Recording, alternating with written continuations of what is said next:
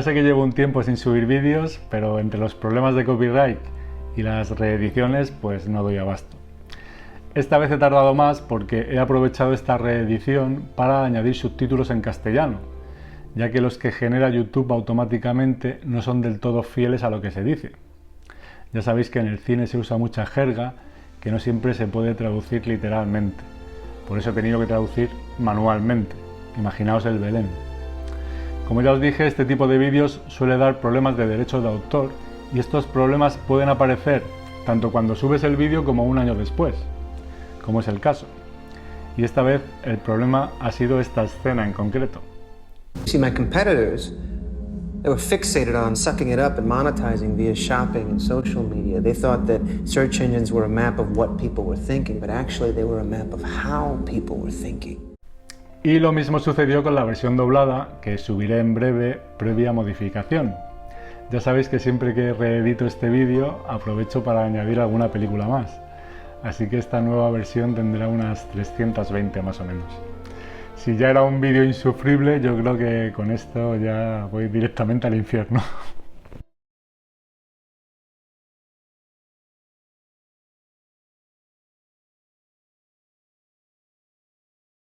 This has nothing to do with truth. Don't you agree?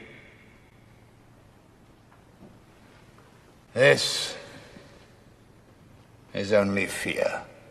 This mess is you. That everybody lies. Look through your heart instead.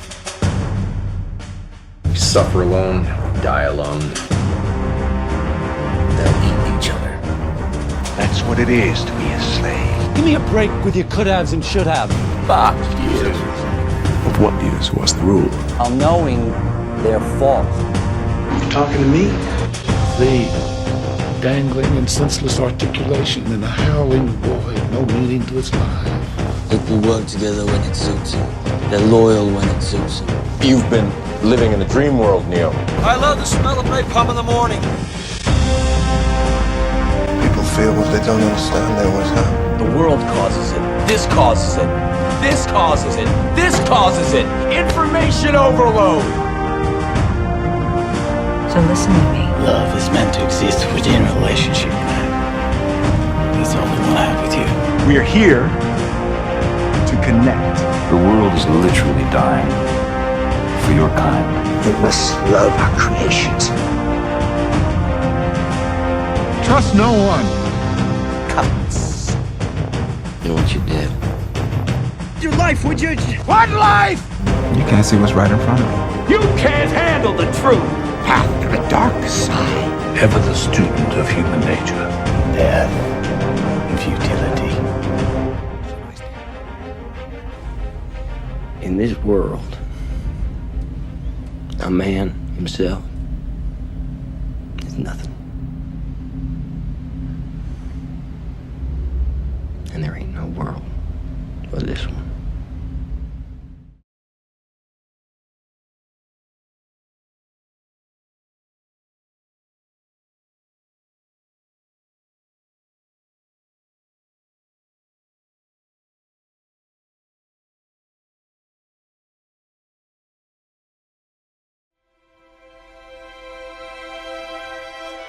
A famous man once said, "We create our own demons." Who said that? What does that even mean? Doesn't matter. I said it because he said it. So now he was famous and basically getting said by two well-known guys. I'm going to start again. And death shall have no dominion. Dead men naked, they shall be one, with the man in the wind and the west moon. When their bones are picked clean and the clean bones gone, they shall have stars at elbow and foot. Though they go mad, they shall be sane. Though they sink through the sea, they shall rise again. Though lovers be lost, love shall not, and death shall have no dominion.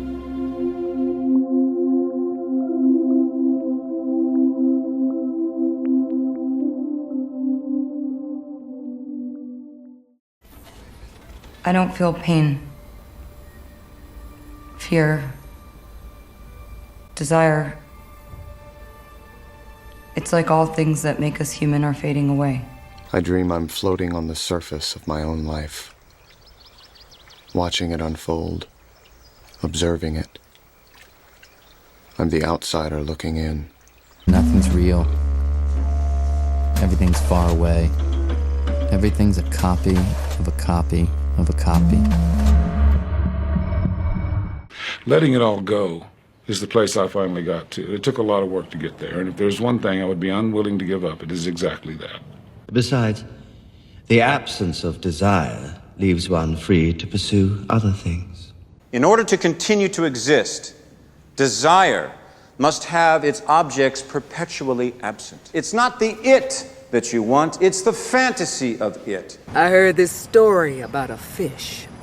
He swims up to this older fish and says, "I'm trying to find this thing they call the ocean." "The ocean?" says the older fish. "That's what you're in right now." "This?" says the young fish. "This is water. What I want is the ocean." Because the moment, the second that you get what you seek, you can't want it anymore. We are more in love with desire than the desired. You're probably thinking this is just a simple pea soup. But no, it's not simple at all. You're supposed to be able to stand your spoon upright in a good pea soup, and peas are not to be taken lightly. You can spend a lifetime looking for the perfect one. Everybody is interested in something. Not me. When I see what desire does to people, what it's done to this country, I am very glad to have no part in it. How much of what you're searching for is reality? And how much of your planet is just bullshit? Welcome to Positive Affirmations, Volume 3, Success and Money. Please use this on a consistent basis to form new neural pathways. You know, if you're gonna jerk off, why don't you just do it at home with a moist towel? Here's the thing about wishes. The more you have, the more you want. That's not me. We'll see about that. I've always wanted a ship. Now I want a dozen. Strange, isn't it? What is? It doesn't matter what we want. Once we get it, then we want something else. If I saw something clever, like a little coffee table in the shape of a yin-yang, I had to have it.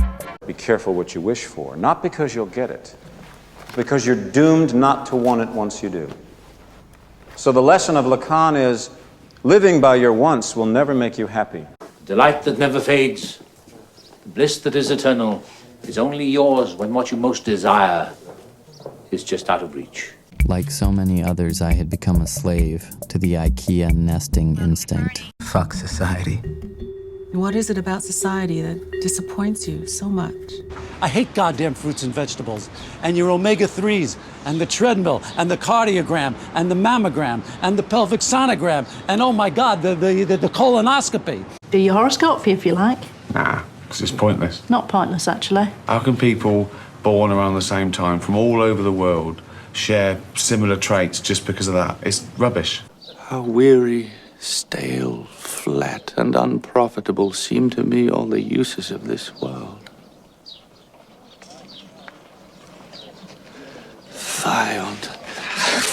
When you read the history of the world, you are reading a saga of bloodshed and greed and folly, the import of which is impossible to ignore. And yet, we imagine that the future will somehow be different.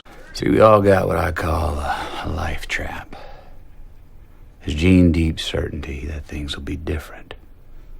Of all the lies people tell themselves, I bet that's the most common. Basic truth of the human condition, that everybody lies. The only variable is about what. We turn a lie into our own truth in order to survive. We try to forget until we can't any longer. It's true, Virgos are smart, modest, capable, dedicated. Everyone likes to think they're those things. That's why they make it flattering, so you believe it. If it said, oh, you're boring, ugly, thick, and shit at everything, you wouldn't go back, would you? I'm a Sagittarius, which probably tells you way more than you need to know. Yes, it tells us that you participate in the mass cultural delusion that the sun's apparent position relative to arbitrarily defined constellations at the time of your birth somehow affects your personality. Participate in the what? And his mind, which was built for the noblest of ideas, becomes clogged now with trash. Listen, this is my hard drive, and it only makes sense to put things in there that are useful. Really useful. Ordinary people fill their heads with all kinds of rubbish, and that makes it hard to get at the stuff that matters. Do you see? Also, they make it vague so you can make it fit. I want to see one in the paper that says, "Happy birthday, Rita Wainthropp of 7 Acacia Drive, Wigan. You're going to get fired from your job today because everyone hates you and the boss thinks you're a slut." Then I'd believe it. The trash is up here. That's the first part of your training. Learning to throw out everything you don't need in here. Fantasy's an easy way to give meaning to the world. To cloak our harsh reality in escapist comfort. To deliberately believe in lies while knowing they're false. I think what you mean, if you keep telling people something untrue, loud and long enough, they're apt to believe it. Enough people talk about something, right? Then it becomes fact. Then they put it in the books, and then the book becomes fact. Then it's settled. Then no one understands it anymore, no one even talks about it anymore. Kant would argue that in a truly moral world, there's absolutely no room for lying. General rule is everybody's lying. Period.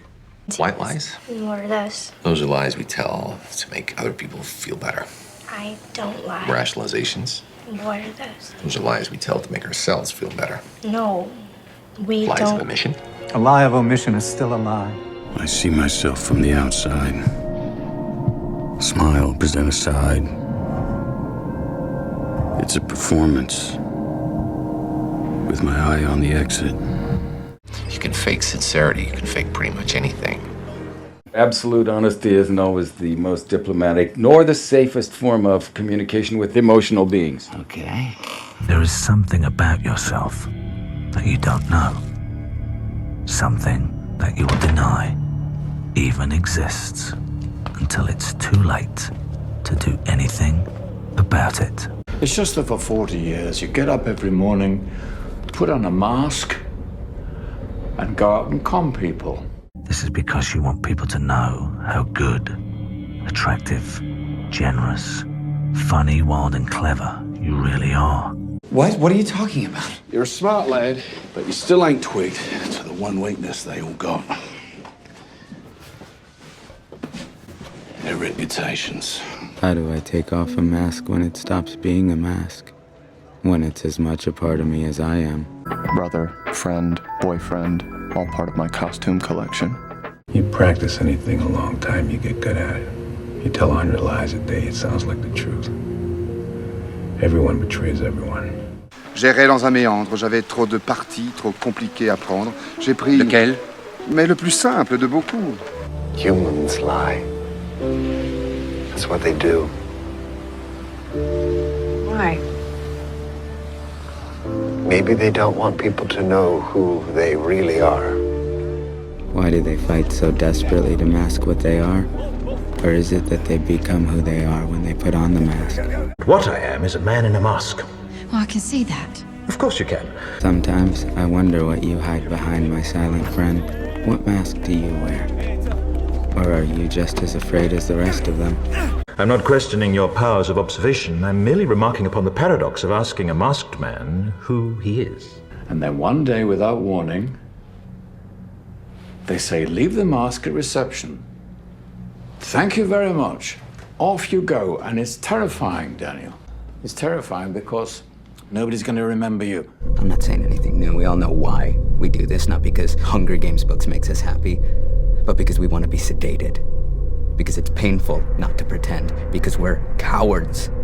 See, my competitors, they were fixated on sucking it up and monetizing via shopping and social media. They thought that search engines were a map of what people were thinking, but actually they were a map of how people were thinking. You think you're signing up for some newsletter, or you think you're sharing a photo, but every link that you click, every item that you purchase is being logged.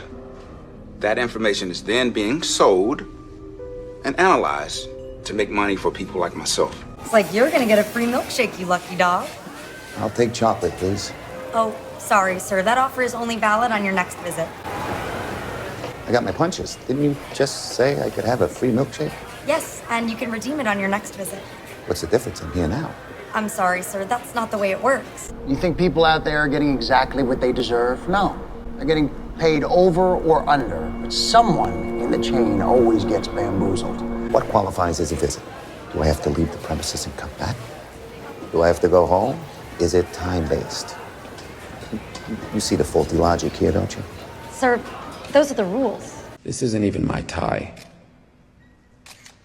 This tie was selected for me by a group of specialists in Tenafly, New Jersey, who chose it over 56 other ties we tested. And then suddenly, data was no longer being used just for money, but for power. Elections were being influenced. Economies were collapsed. Tribes were pitted against one another. My shoes, you know, shiny shoes, we associate with high-priced lawyers and bankers. If you want to get a working man's vote, you need to scuff up your shoes a little bit, but you can't scuff them up so much that you alienate the lawyers and the bankers, because you need them to pay for the specialists back in Tenafly. If there's one thing I've learned about experts, they're experts on fuck all. The American dream, family values, could be freedom fries for all I care. It doesn't matter. As long as the con works and people buy and sell. Have you ever once asked for your money back on a product? No. So what does that tell you? It's a scam. Good for you. Yeah. I don't know. Still, I find it reassuring. That's the scam. All right. An exit door procedure at 30,000 feet. The illusion of safety. You could speak to the manager, or I'd be happy to add a milkshake to your order for $12.95. It's not about the money.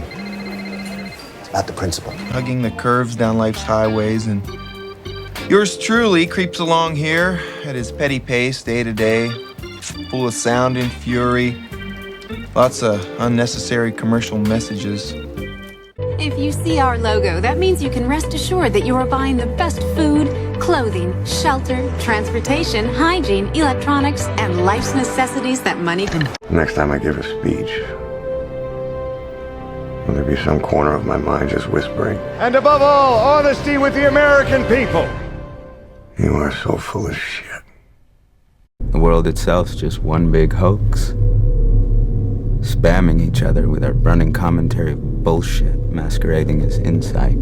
Our social media faking as intimacy. Humans consider themselves unique, so they've rooted their whole theory of existence on their uniqueness. One is their unit of measure, but it's not. Each one is so sure of their realness.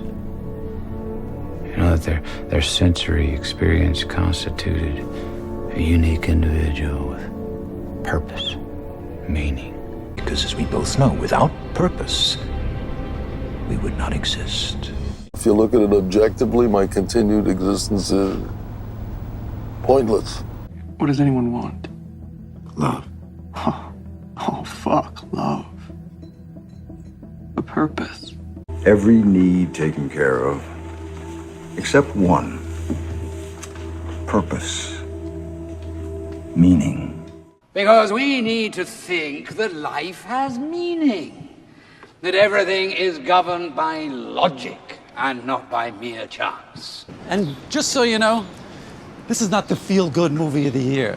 So if you're one of those idiots who needs to feel good, go get yourself a foot massage. Oh, I need to be pretty to be happy. I need surgery to be pretty. I need to be thin. Fashionable. I'm gonna be more normal now. I'll join a gym. I'll heart things on Instagram. I'll drink vanilla lattes. I'm gonna lead a bug-free life from now on. Carolyn, see the way the handle on those pruning shears matches her gardening clogs? That's not an accident. I'd flip through catalogs and wonder, what kind of dining set defines me as a person? You spend too much time worrying about what other people think of you. I could care less what anyone thinks of me. You know, that's what you want people to think of you. We share an addiction. We're approval junkies. And we all have a great need for acceptance. But you must trust that your beliefs are unique, your own, even though others may think them odd or unpopular, even though the herd may go, that's bad. He estado callado para demostrar que cuando uno piensa la gente lo mira mal. ¿Por qué el pensar está mal visto? ¿No debería ser al revés? ¿No es más censurable la gente que no reflexiona sobre las cosas? People shouting anything they like into the ether, all hiding behind the cloak of anonymity. Right. However illusory our identities are, we craft those identities by making value judgments. Everybody judges all the time. Now, you got a problem with that, you're living wrong. No one could possibly understand the depths of you. But you presume to know everything about me because you saw a painting of mine. You ripped my fucking life apart. Don't pay Paul any mind. People like him just bring other people down so they can make themselves feel better. Oh, I get it. He's just criticizing me to cover up the pain of his own failed dreams. The wretch, concentred all in self. Living shall forfeit fair renown. You spent your whole life judging nearly everyone and everything, their actions and motivations, as if you could even know them. You make snap judgments just by the color of someone's skin, their clothes, their body language. Do not be too eager to deal out death and judgment. Even the very wise can eschew venoms. Without judgment.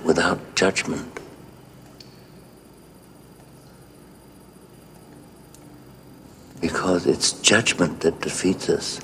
This is the world we live in. People relying on each other's mistakes to manipulate one another, use one another, even relate to one another. The warm, messy circle of humanity. And with it all, the day still comes when they put you in a box. And it's on to the next generation of idiots who'll also tell you all about life and define for you what's appropriate. You talking to me? Everyone tells you what to do and what's good for you. They don't want you to find your own answers. They want you to believe theirs. You talking to me? I'm discussing you, your friends, your coworkers, your newspapers, the TV. Everybody's happy to talk, full of misinformation. Then who the hell else are you talking to? Talking to me? Morality, science, religion, politics, sports, love, your portfolio, your children, health. Christ, 5 to 9 servings of fruits and vegetables a day to live. I don't want to live. Well, I'm the only one here. How many portions of fruit and veg do you have a day? 10. Potatoes don't count. None then. What the hell does it all mean anyhow? Nothing. Zero. Zilch. Nothing comes to anything. And yet, there's no shortage of idiots to babble. Who the fuck do you think you're talking to? We break our teeth developing theories and equations and systems, and where does it all leave us? All social systems we put into place are a mere sketch. 1 + 1 = 2. That's all we've learned. But 1 + 1 has never equaled 2. There are, in fact, no numbers and no letters. A system is like the tail of truth. But truth is like a lizard. It leaves its tail in your fingers and runs away knowing full well it will grow a new one in a twinkling. How are you to imagine anything if the images are always provided for you? If I may quote Einstein, the pursuit of science calls us to ignore the rules set by man. Oh, there is a gap. Oh, there is a gulf between what is true and what is provable. We can never be sure of all the facts about a phenomenon, and to lack just one could change everything. What we know is a drop. What we do not know is an ocean. The worst thing about finally putting together a puzzle is finding there are missing pieces. So reality was wrong. Reality is almost always wrong. The evolution forged the entirety of sentient life on this planet using only one tool, the mistake. Occam's razor.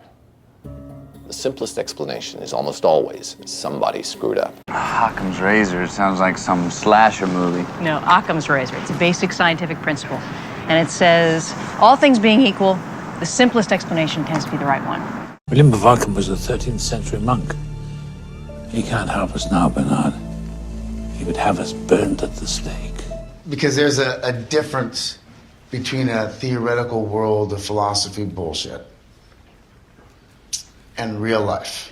How can I tell what's real and what's not? Dig pretty deep, kiddo, before you can find anything real. We live in a kingdom of bullshit. It is the world that has been pulled over your eyes to blind you from the truth. I'm gonna start listening to the hot feeling I got in the back of my neck.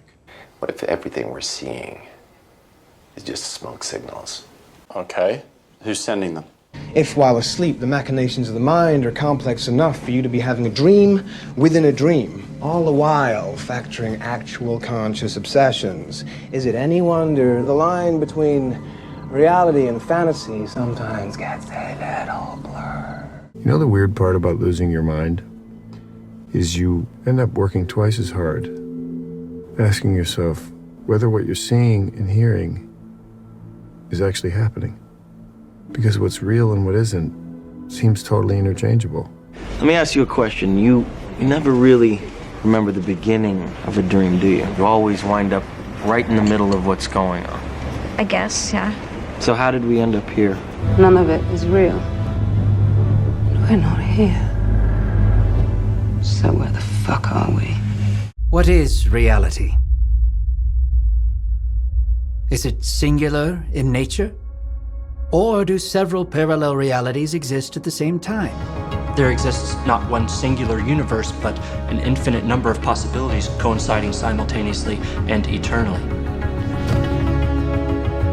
Every conceivable version of every being persisting forward in a concurrent reality.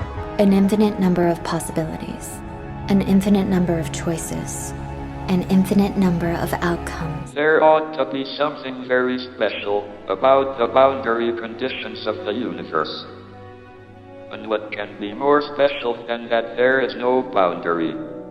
If we live in a universe of wound dimensions, how do we distinguish between illusion and reality? Well, that's what people like you and me know. Nothing is stranger than reality. Nothing. It's one thing to question your mind. It's another to question your eyes and ears. But then again, isn't it all the same? If you're talking about what you can feel, what you can smell, what you can taste and see, then real is simply electrical signals interpreted by your brain. Are senses just mediocre inputs for our brain? Sure, we rely on them, trust they accurately portray the real world around us. But what if the haunting truth is they can't? That what we perceive isn't the real world at all, but just our mind's best guess. That all we really have is a garbled reality, a fuzzy picture we will never truly make out. The uncertainty principle. It proves we can't ever really know what's going on. Everything is fake. Outside of these walls, nobody is sure of anything. What governs all that? Film a car speeding down a road. Speed up the image infinitely, and the car disappears. You've been living in a dream world, Neo. Do you know where you are? I'm in a dream. That's right, Dolores. You're in a dream. A dream that could determine your life. A frightful dream. Life is. I like a lot of dreams.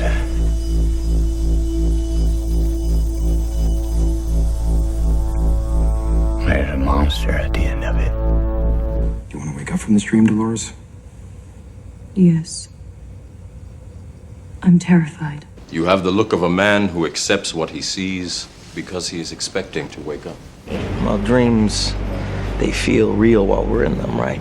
It's only when we wake up that we realize something was actually strange. Bertrand Russell mused, I do not believe that I am now dreaming, but I cannot prove that I am not. When you're in a hallucination, you don't know it. It's not until you're out of it that you know it. When you're in a dream, you're still yourself, but it's not exactly this version of you. Well, when you're in a dream, you're essentially living another life, right? You're in another world with another set of rules that you accept as reality. Our mind continuously does this. We create and perceive our world simultaneously, and our mind does this so well that we don't even know what's happening. If there's nothing of substance in the world, if the ground we walk on is just a mirage, if reality itself really isn't, what are we left with? What do we hang our hat on? All right. Your concern is that if you act in the real world based on information that's not real, the results are impossible to foresee. With you so far. I realized science couldn't answer any of the really interesting questions. So I turned to philosophy. Been searching for God ever since. Are you going to get religion? I've considered it. But? The whole God thing puts me off. Okay. Well, I tell you, let me give you a little inside information about God. Come on in, brothers and sisters. Welcome to the house of the Lord. God says, here is the world, and bam! That world exists. God says, here's life, and bam again! Life happens. He sets the rules in opposition. It's the goof of all time. Look, but don't touch. Touch, but don't taste. Taste, don't swallow. God doesn't make the world this way. We do. Surely you must realize we all have created God, and all of us together have killed him. God is dead. You were free. You had no God, but you tried to build one. Only that thing you built isn't God. We've codified our existence to bring it down to human size, to make it comprehensible. We've created a scale so that we can forget its unfathomable scale. Since man is incapable of reconciling mind and matter, he tends to confer some sort of entity on ideas, because he cannot bear the notion that the purely abstract only exists in our brain. Humans fancy that there's something special about the way we perceive the world, and yet we live in loops, seldom questioning our choices, content for the most part to be told what to do next. And while you're jumping from one foot to the next, what is he doing? He's laughing his sick fucking ass off. God, why have you forsaken me? God can help you. Is that what God does? He helps.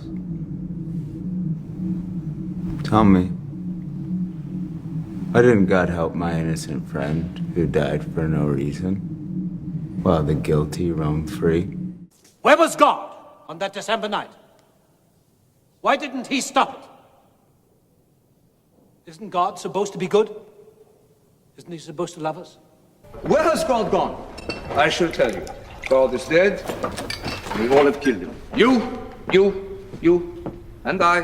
Why are you working so hard to disprove God? Disprove? Who proved that God was there in the first place? I don't think you understand that people such as myself look upon this yearning for God as something lacking in these people. Human beings are hardwired, magical thinkers. You could have the most rational person in the world, but if their kid gets hurt, they'll start praying. Okay, fine. Forget the one-offs. How about the countless wars declared in his name? Wars have burned in this world for thousands of years with no end in sight. Because people rely so ardently on their so-called beliefs. Fun when a man beats his wife to death. It's fun when a mother drowns her own baby. And you think the devil is responsible. People are evil, Mr. Constantine. People. Why do you say God is dead, and not that he never existed? What do you think? But if God is dead, then everything is permitted. No morals, no rules. Without God, who will organize our society? Just observation and deduction. See a propensity for obesity, poverty, a yen for fairy tales. Just some fairy tale to convince people to behave, pay their taxes, not take a machete to their neighbors. Skip the random, meaningless murder for a second, shall we? How about the racist, sexist, phobia soup we've all been drowning in because of him. I'm saying, if there is some geezer out there with a big white beard, he's a world heavyweight cunt. I'm sorry, did you just call God a C-word? Yeah, he's got a hard-on for mass murder and giving kids cancer. And his big old answer to the existential clusterfuck that is humanity is to nail his own bleeding son to a plank. That is a cunt move. Come on, even you got to agree with me there. He's a sadist! He's an absentee landlord! Worship that? Never! And contrast is, after all, God's own plan to enhance the beauty of his creation. Or it would be if God were not a ludicrous fantasy designed to provide a career opportunity for the family idiot. The only reason you come to Mass every day is to wind me up. It's not going to happen this morning. Well, I'm confused. No, you aren't. Yes, I am. Then here's your answer. There's one God. Problem is, when we don't find a logical answer, we settle for a stupid one. So you come to the end of your rope, and you admit defeat, and you're in despair, and in this state you seize upon this, whatever it is. It has neither sense or substance, and you grab hold of it, and you hang on for dear life. You ascribed meaning to something that was not there. You saw what you wanted to see. You believed what you wanted to believe, because that's what your emotions do.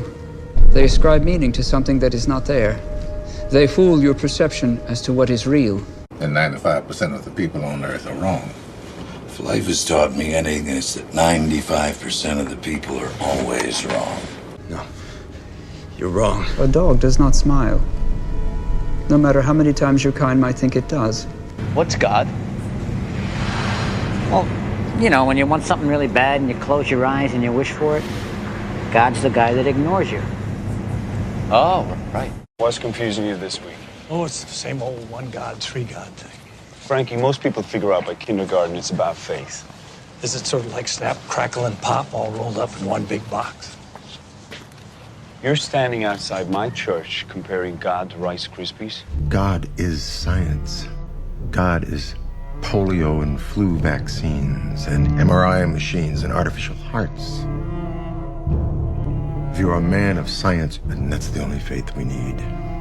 As a scientist, I rely on empirical evidence, and in this matter, I don't believe that there is data either way. Stephen is looking for a single theory that explains all the forces in the universe. Therefore, God must die. Religion is based on scripture written by men thousands of years ago. Those beliefs can't be changed or challenged. In science, great thinkers have written things very long ago, but every generation improves upon them. The words are not holy. Einstein is a brilliant man, but he's not our God. He's one step in the evolution of knowledge. The universe is deterministic. Sorry? It's godless and neutral and defined only by physical laws. God is back on the endangered species list. Well, I expect he'll cope. Physics is back in business. Yes. Physics is back in business. You tell me that I want God's love. I don't. Perhaps I want forgiveness, but there's no one to ask it of. God's asking for our trust. You can't love somebody and not trust them. Trust has to be earned. You can't trust someone hiding in a closet. Have you found Jesus yet? No. I didn't know I was supposed to be looking for him, sir. And I'm not just talking about Jesus. I'm talking about all organized religion. Exclusive groups created to manage control. Dealer. He's getting people hooked on the drug of hope. If the only thing keeping a person decent is the expectation of divine reward, then, brother, that person is a piece of shit. Listen to me. You have to consider the possibility that God does not like you, never wanted you. In all probability, he hates you. Everything you've ever done, you've only ever done for yourself. To earn your way back into his good graces. Possible rules, endless regulations. Who goes up, who goes down, and why? How many wrong paths are there? Their number is legion. How many right paths? Just one. Hence the imbalance that you spoke of. Start at what, $170, so that these people can tell you how to get into heaven? How do they know? How does anybody know? Thank you all for coming to Tribal Council. When the Bible was written, life expectancy was 30 years old. It also says that it's a sin to eat shrimp. You really think that the guy who created heaven and earth cares what you put in your digestive tract? What, if you're gay or if you're Gandhi, you're going to hell? I mean, and if you have sex before marriage, that's not immoral. That's human. That's the kind of thing that keeps you out of heaven. I don't want to go. We don't need him. We don't agree. I gotta go. Fuck damnation, man. Fuck redemption. We are God's unwanted children. His followers, nothing but addicts who want their hit of bullshit to keep their dopamine of ignorance. Addicts, afraid to believe the truth, that there's no order. I think it's safe to say that nobody here is going to be splitting the atom, Marty. It's just how goddamn certain everyone is around here. Ja, när du skrämmer dem. Ja, tänker de. Och de tänker. Blir de ändå räddare. Kila galopp i 5 på prästerna. Det är inte min sak. Humans created the idea of heaven and hell. Cow simple-minded people into compliance. Goes to show you, doesn't it? Bollocks people won't believe. If you get them scared enough. When you have power over yourself, if you give up any amount of authority to something else. Here's the truth. Anyone who tells you they know the answers is lying. I've been thinking a lot lately about God and death. And how, if what they taught me in Bible class is true, I'm really in for it. Spartans! Ready your breakfast and eat hearty. But tonight, we dine in hell! I don't believe in hell. Hell is what we make for ourselves here. God is good, you know. God might be good for someone somewhere, but he hasn't been seen lately in the lanes of Limerick. You could go to hell for saying that. Aren't I there already, Malky? If this isn't hell, friend, then where are we? Somebody once wrote, hell is the impossibility of reason. That's what this place feels like. Hell. Heaven and hell are right here. Behind every wall, every window. And we're smack in the middle. Why is it you people can't just accept it that some people don't even want to believe in God? Well, if you did, you'd believe that everything you do is being watched by some all-seeing eye. Every choice, every little indiscretion. And when you die, all your sins are tallied up. Judgment is rendered. But a wise man once said that you should never believe a thing simply because you want to believe it. Your people make up explanations, assign meaning to things without knowing, because it's reassuring, it's comforting. And I can't do that, because I know too much. How do we confirm a truth? Because truth is arrived at through disbelief and skepticism and not through some childlike wishing something worse. So, the desire to be in God's hands is not truth. It is a child's wish for the everlasting blow to the nipple. How can you not believe in God? Which one? What do you mean? Zeus? Who? Greek god? Or Ra? Or Ganesh? No, not those ones. The real one in the Bible. Yahweh? I mean, who am I to say? Maybe there is actually something to it. People are free to believe whatever they want, right? At least his mother certainly does. However, until I see it with my own eyes, I'm going to put my money on healthy skepticism. What about the Holy Ghost? He's an expression of God's love. And Jesus? Son of God, don't play stupid. Well, what is he then? Does that make him a demigod? There are no demigods, you fucking pagan. There's no such thing as spirit.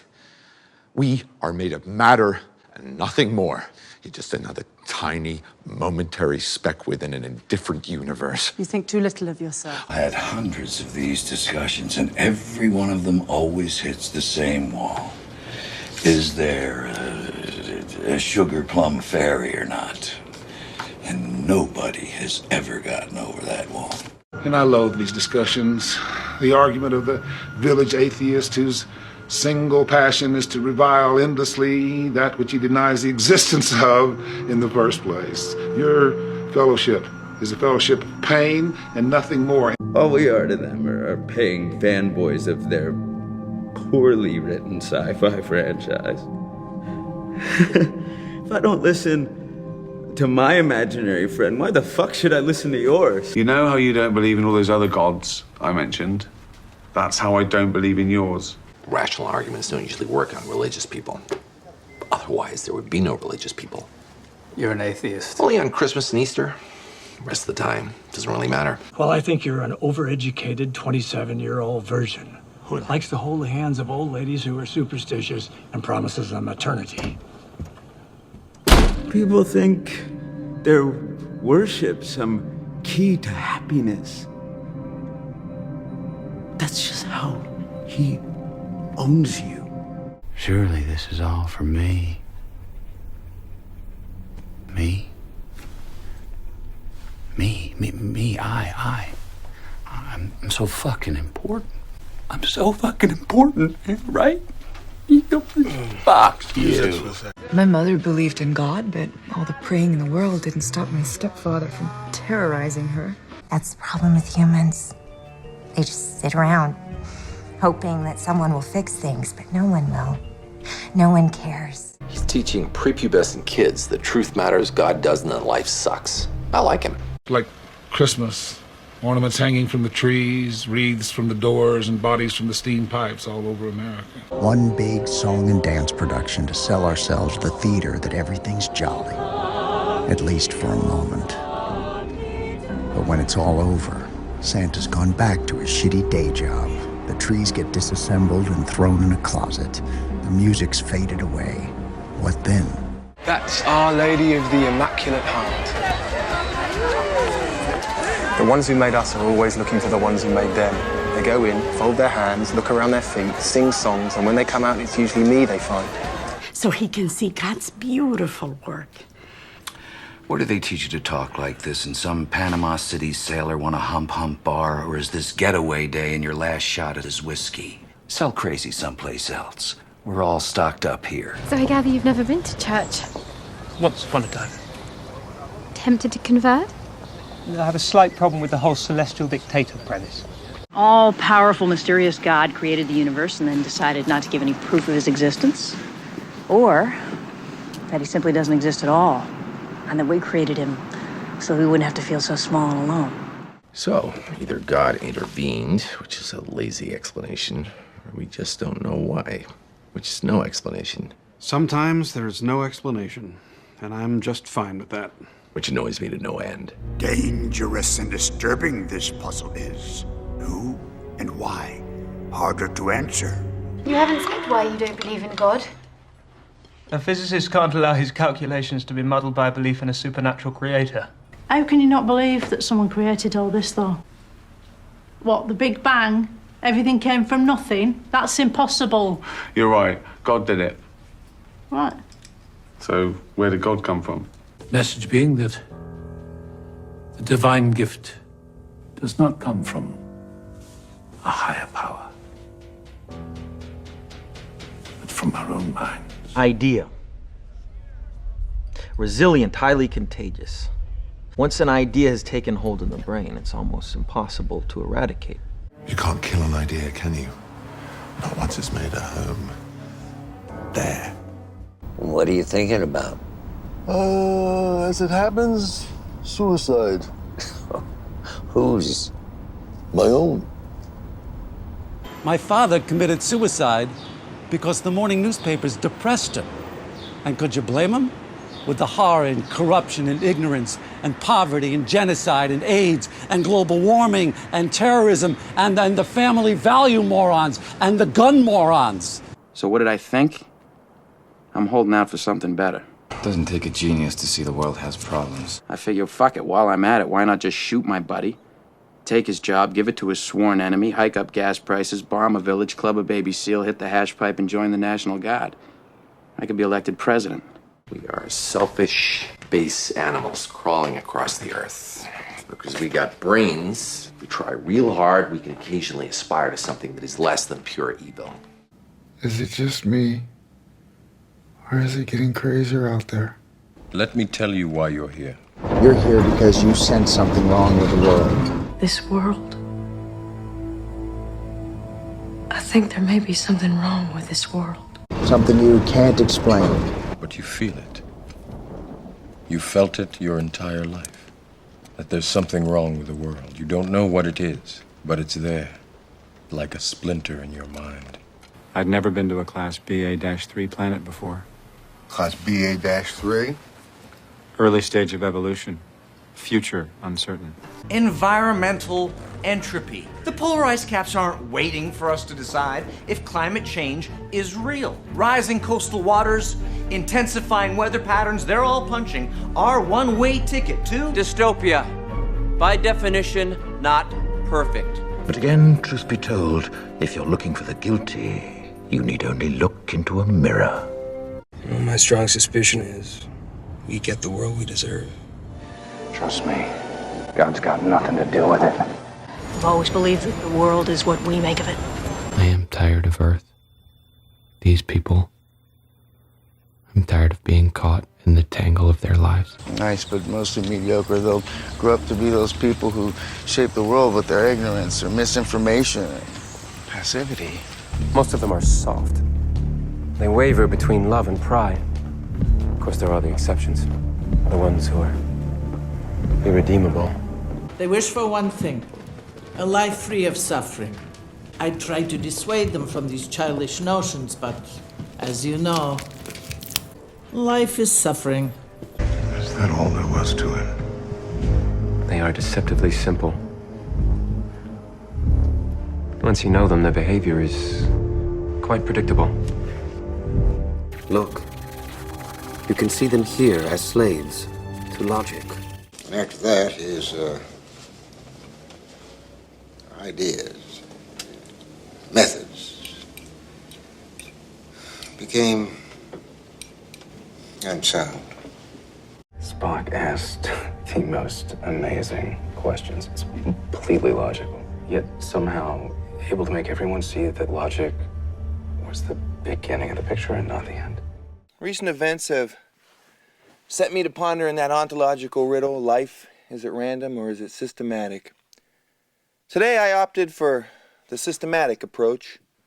Algebraic, if you will, an eye for an eye, a tooth for a tooth. When bad things happen, we should figure out what went wrong so we can learn from it and correct it. So we can assign blame instead of recognizing that bad things sometimes happen. You humans, most of you, subscribe to this policy of an eye for an eye, a life for a life, which is known throughout the universe for its stupidity. Where do we draw the line? Which asses do we get to kill? Which asses get to keep on being asses? Many that live deserve death, and some that die deserve life. Can you give it to them, Frodo? Even your Buddha and your Christ had quite a different vision, but nobody's paid much attention to them, not even the Buddhists or the Christians. Meanwhile, your Earth was crumbling all around you. You've got simultaneous epidemics of obesity and starvation. Explain that one. This is how they do it, isn't it? How they're able to watch the world fall apart around them. Because to them, this is normal. When you walk down the street in a city dying of rabies, past the human cockroaches talking about their heroin and child pornography, do you really feel normal? Only in a world this shitty could you even try to say these were innocent people and keep a straight face. We see a deadly sin on every street corner, and we tolerate it. We tolerate it because it's common. It's trivial. I don't know. There's some things that don't fit. Well, that happens. Look, Derek, you're too damn smart to be floating around here pretending you don't see all the holes in this bullshit. Hey, listen, you know what? I said I was confused. I didn't say I didn't believe in it. Once the idea exists, it cannot be killed. As I was saying, she stumbled upon a solution whereby nearly 99% of all test subjects accepted the program as long as they were given a choice, even if they were only aware of the choice at a near unconscious level. A perpetual state of grasping in the dark. The only thing in the universe that travels faster than light is the darkness. The It invades the place inside of us where hope and joy lives. The dark side clouds everything. replaces it with jealousy And judgment. pain, and despair. They were the 5 daughters of Mara, Lord of Darkness. They were the spirits of pride, greed, fear, ignorance, and desire. Everyone, whether they are the daughter of a king or not, has one foot cloaked in the shadow, and only the other foot in the light. Light versus dark. Well, I know we ain't in Alaska, but it appears to me that the dark has a lot more territory. The darker picture is always the correct one. That is the principle of entropy, the tendency of the universe to evolve toward a state of increasing disorder. When you look closely at the seams between order and chaos, do you see the same things I see? The strain, the tears, the glimpses of truth hidden underneath. Thus, conscience does make cowards of us all. I think human consciousness was a tragic misstep in evolution. Haven't you heard? Conscience is dead. No, I haven't heard. Well then, take the fucking wax out of your ears! We can't define consciousness because consciousness does not exist. I don't even know what that means. None of this means anything. It's just nonsensical slogans and platitudes. I'm not talking about time, but a jerry-rig of presumption and dumb will. And you could just let go. Doesn't mean anything. Everything that happened doesn't mean something else. We have evolved to attach an emotional significance to what is nothing more than the survival strategy of the pack animal. That the human intellect was like peacock feathers. Just an extravagant display intended to attract a mate. We are conditioned to invest divinity in utility. Good isn't really good, evil isn't really wrong, buttons aren't really pretty. You are a prisoner of your own meat. Why don't you? I'm too clever. Interesting. As testosterone decreases, morality increases.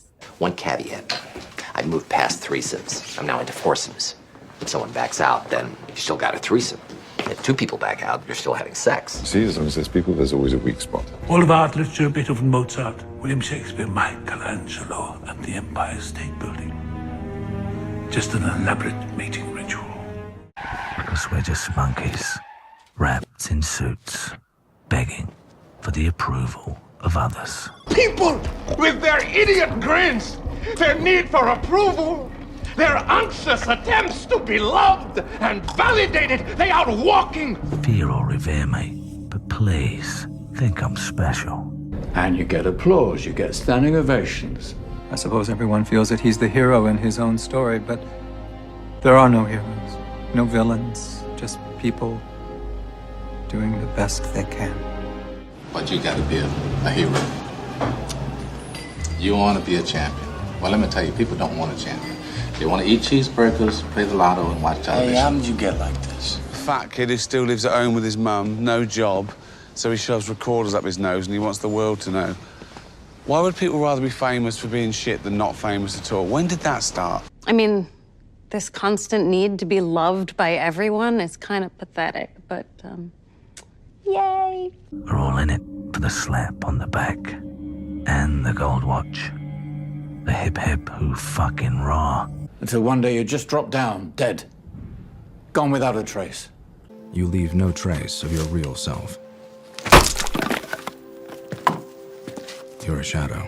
Just people trying to be macho, show that they've got grit. That's about all they end up with. Everything that ever made you feel big or stand up tall, it'll all go. Every atom in this dimension will be pulled apart by a force as simple as... Vanitas, vanitatum, et omnia vanitas, says the preacher. All is vanity. Then what is the point? I don't get it. I mean, it's hopeless. This place is a moral leper colony. Damn! When we are born, we cry, we are come to this great stage of booze. Real, nasty, ugly life that includes greed and hate and genocide. Sometimes it seems like the world looks all right. Like they put a coat of paint on it. But inside, it's rotting to pieces. We destroy parts of ourselves every day. We Photoshop our warts away. We edit the parts we hate about ourselves, modify the parts we think people hate. We curate our identity, carve it, distill it. You know, people hate people who have theories about people.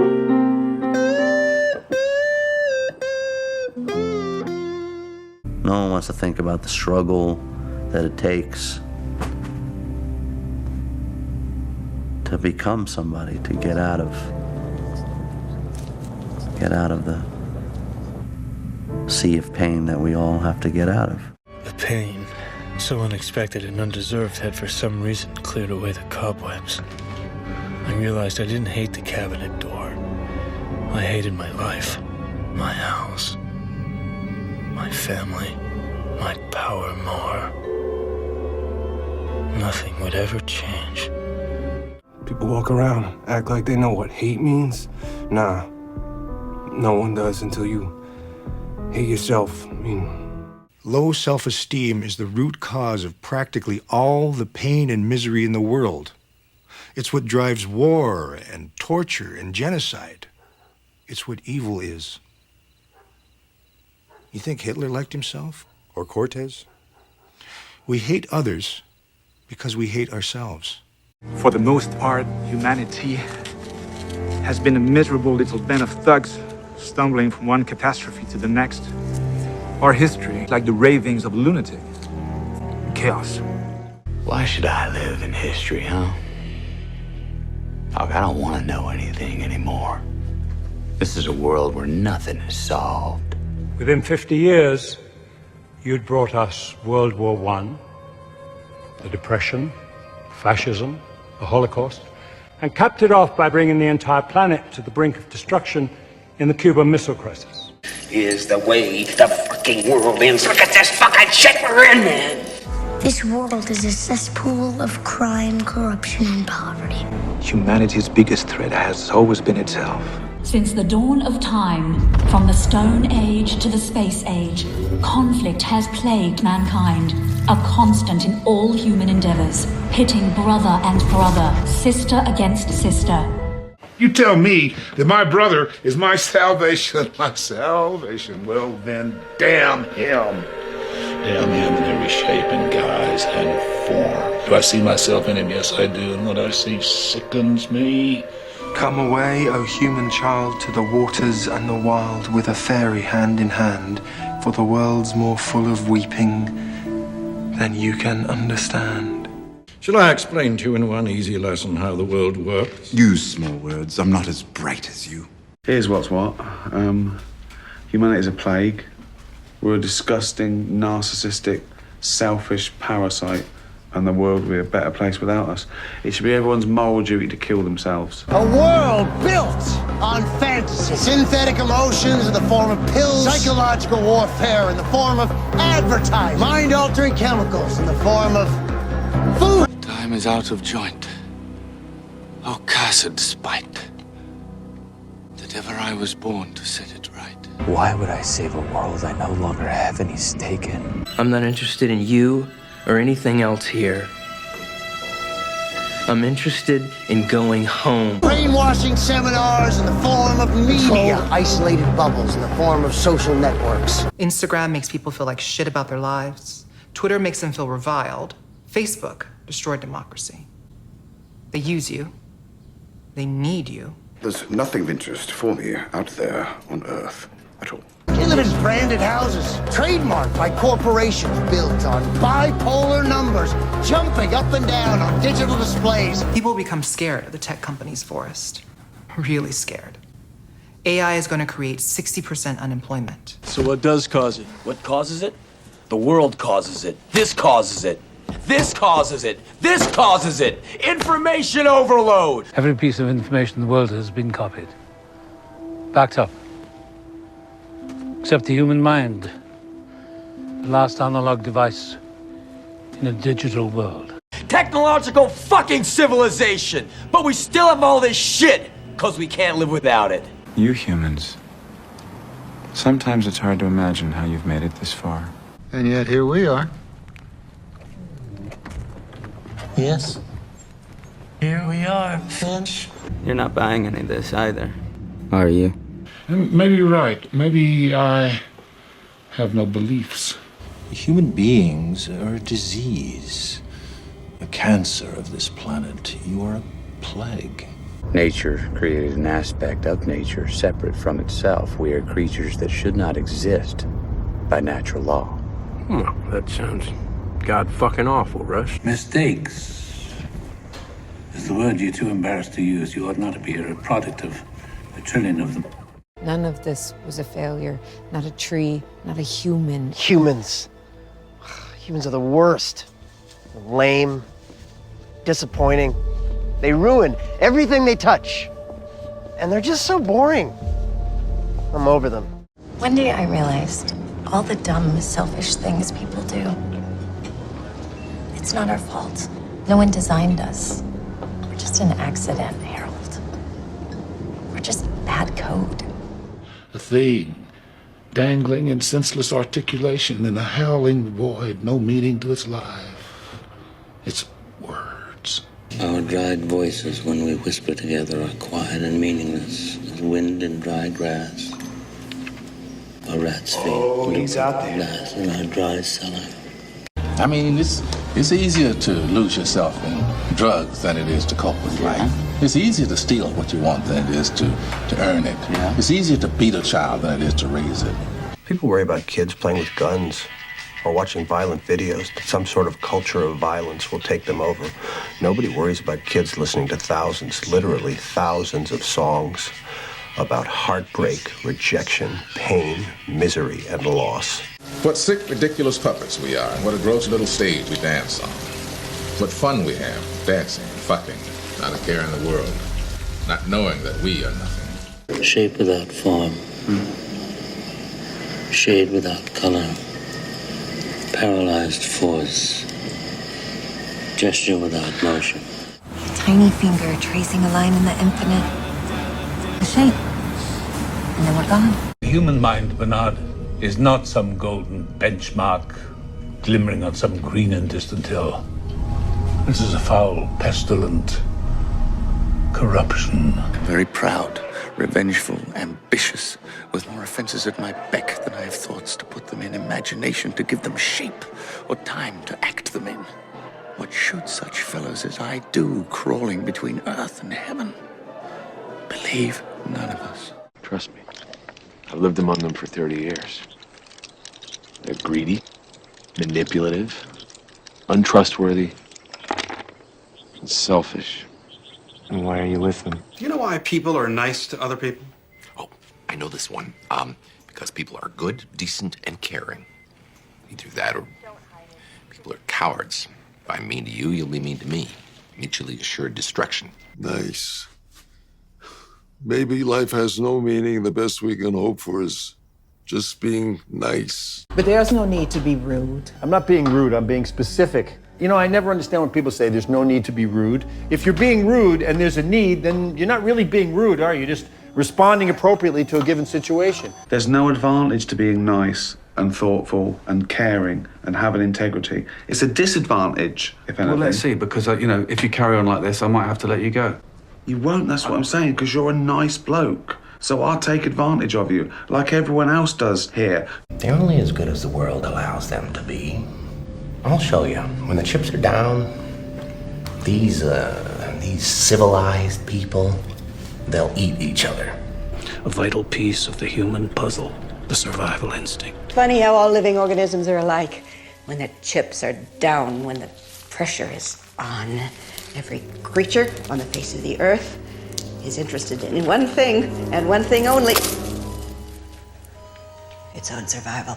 Sometimes the dark side overcomes what Lincoln called the better angels of our nature.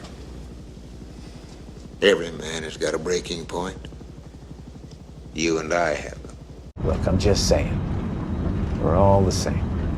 Everybody's got their lines they don't cross until things get messy. You know, my old pappy always used to say, he who fights and runs away can run away another day. As far as I'm concerned, if you can make it through your day and still sleep at night, you're doing better than most. We have an evolutionary incentive to sacrifice for our offspring, our tribe, our friends, keep them safe. Except for all the people who don't. Do you know that if is the middle word in life? Everything is conditional. Just can't always anticipate the conditions. People work together when it suits them. They're loyal when it suits them. They love each other when it suits them. And they kill each other when it suits them. You can maintain power over people as long as you give them something. Rob a man of everything, and that man will no longer be in your power. Sometimes I think this world deserves the shitstorm that it gets. I mean, let's face it, nobody's innocent. Everybody just uses everybody else to get what they want. But you know that as long as you keep delivering the goods, they'll keep you around, keep you alive, because they still need you. I think I just understand transactional needs. Each party has something the other party wants. She gets security, he gets her. We all draw our moral lines in the sand. I do not object to sex. What I hate is the man who begs for it, who surrenders himself to some crafty woman, who turns his lust into her strength. I hate rehearsal dinners almost as much as I hate weddings. The only reason anyone gets married is that Homo erectus females needed protection from predators while breastfeeding. The party of the first part should be known in this contract as the party of the first part. How do you like that? That's pretty neat, eh? A wedding is, in my considered opinion, nothing short of a celebration of all that is false and specious and irrational and sentimental in this ailing and morally compromised world. That'll make a lovely toast. She's got looks, he's got money. One of them is bound to run out. So it's just business then, eh? When, in history, has it ever been about anything different? Party of the eighth part. No, No, that's no good, no. The party of the ninth. No, that's no good, too. Marriage. It's the end, I tell you. I think of it as the beginning. Armageddon. Rebirth. Restriction. Structure. Answering to a woman. Being in a relationship. The possibility of a family. Is it really worth it? Just for the pursuit of unconditional love? Only you could see that as a bad thing. It's a fake thing. There's no unconditional love. It's just unconditional need. I forgot to tell you, I can't write. No, that's all right. There's no ink in the pen anyhow. But listen, it's a contract, isn't it? Oh, sure. We've got a contract, no matter how small it is. I say we will have no more marriage. Those that are married already, all but one shall live. The rest shall keep as they are. Who wants to die alone? So we'll have a good old-fashioned romp tonight. You'll settle down, have a family, and I'll die alone. Covets. That is his nature. And how do we begin to covet, Clarice? We begin by coveting what we see every day. Don't you feel eyes moving over your body, Clarice? And don't your eyes seek out the things you want? You needed a job, they were paying well. That's how they do it, that's their business model. They back everyone into a corner until all that's left is for us to compromise ourselves. You want to know what's really going on? Look around, sweetheart. I'm not the only one under their thumb. They're manipulating everything, always, just to line their own pockets to have total control. Pompous inbred swine. Worthless, diseased, rotten, corrupt. I am myself indifferent, honest. But yet I could accuse me of such things. It were better my mother had not borne me. They come, fight, they destroy, they corrupt. It always ends the same. Where there isn't war, there's greed. Where there isn't greed, there's hunger. That's what. The absence of knowing. I know more than you think. And you think more than you know. The knowledge is not the same as wisdom. Yeah? What's the difference? You know how to clean a windshield, right? Yeah. Wisdom is doing it.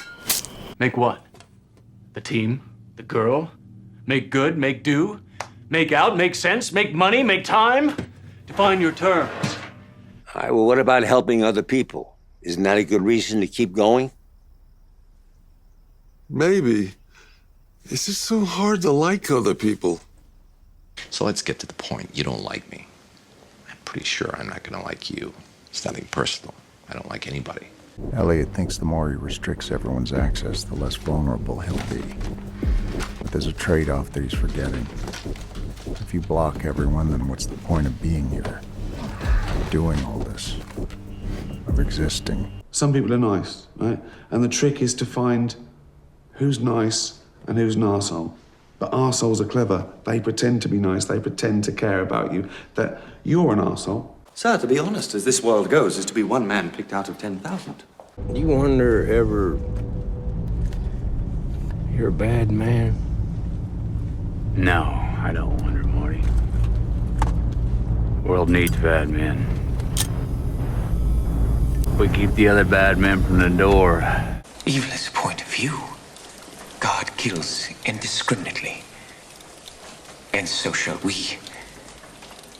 For no creatures under God are as we are, none so like him as ourselves. What's it like up there? It is beautiful.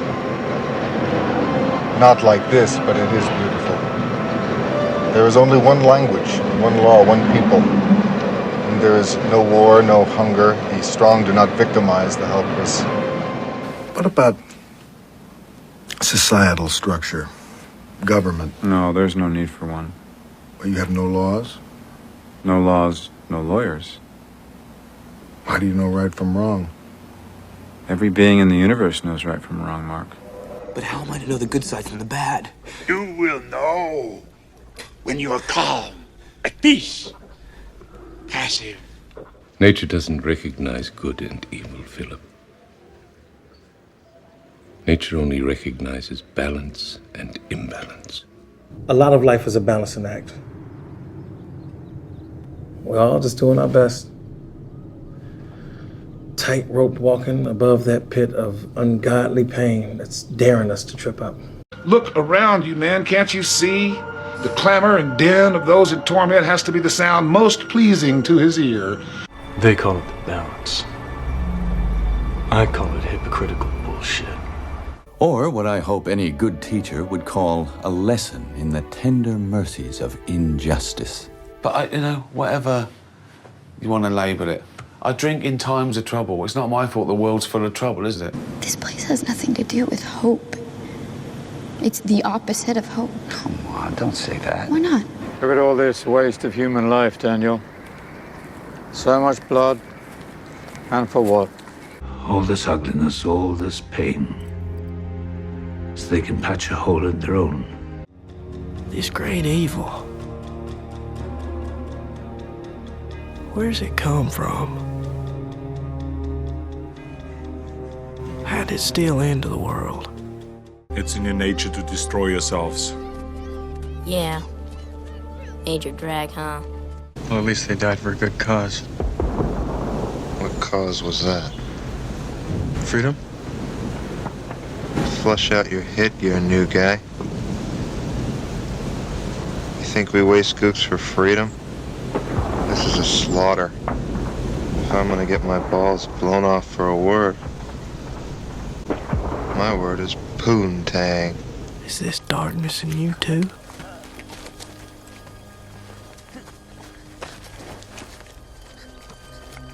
Have you passed through this night? The blood of the innocent, shed to enrich the powerful. That is and always has been war. Can't nothing make you forget it. Each time you start from scratch. I'm looking for a great warrior. Great warrior. Wars not make one great. War don't ennoble men. Turns them into dogs. Poisons the soul. Too long a sacrifice can make a stone of the heart. A wind may it suffice. That is heaven's part. Everyone's got worries like money or health or famine, war. We're chimps with brains the size of planets. No wonder we fucking get drunk and try and kill each other. It's mental. Humans are alone in this world for a reason. We murdered and butchered anything that challenged our primacy. They want you dead. Or in their lie. They're greedy and blind. Blind to the lives of those they deem lesser than their own. What if there was a species above us in the food chain? How do you think you'd feel if that species lost total respect for us and started slaughtering us wholesale? Did you know the first astronaut was a chimp? The point I'm making is that we seem to have no problem with using the lesser species for all our godforsaken experiments. Poke them with this, prod them with that, send them up in a rocket. Driven by the unshakable faith, the earth is ours. Well, not just ours, no. But it is our home. We have only one thing to give up. Our dominion. We don't own the world. We're not kings yet, not gods. Too precious, all that control. Too tempting being a god. It must be a temptation to be God. Because there's a conflict in every human heart between the rational and the irrational, between good and evil. And good does not always triumph. Each determining what you think is good and evil. And when your good clashes with your neighbor's evil, arguments ensue, wars break out, because all insist on playing God. I don't think God rested on the seventh day, Bernard. I think he reveled in his creation,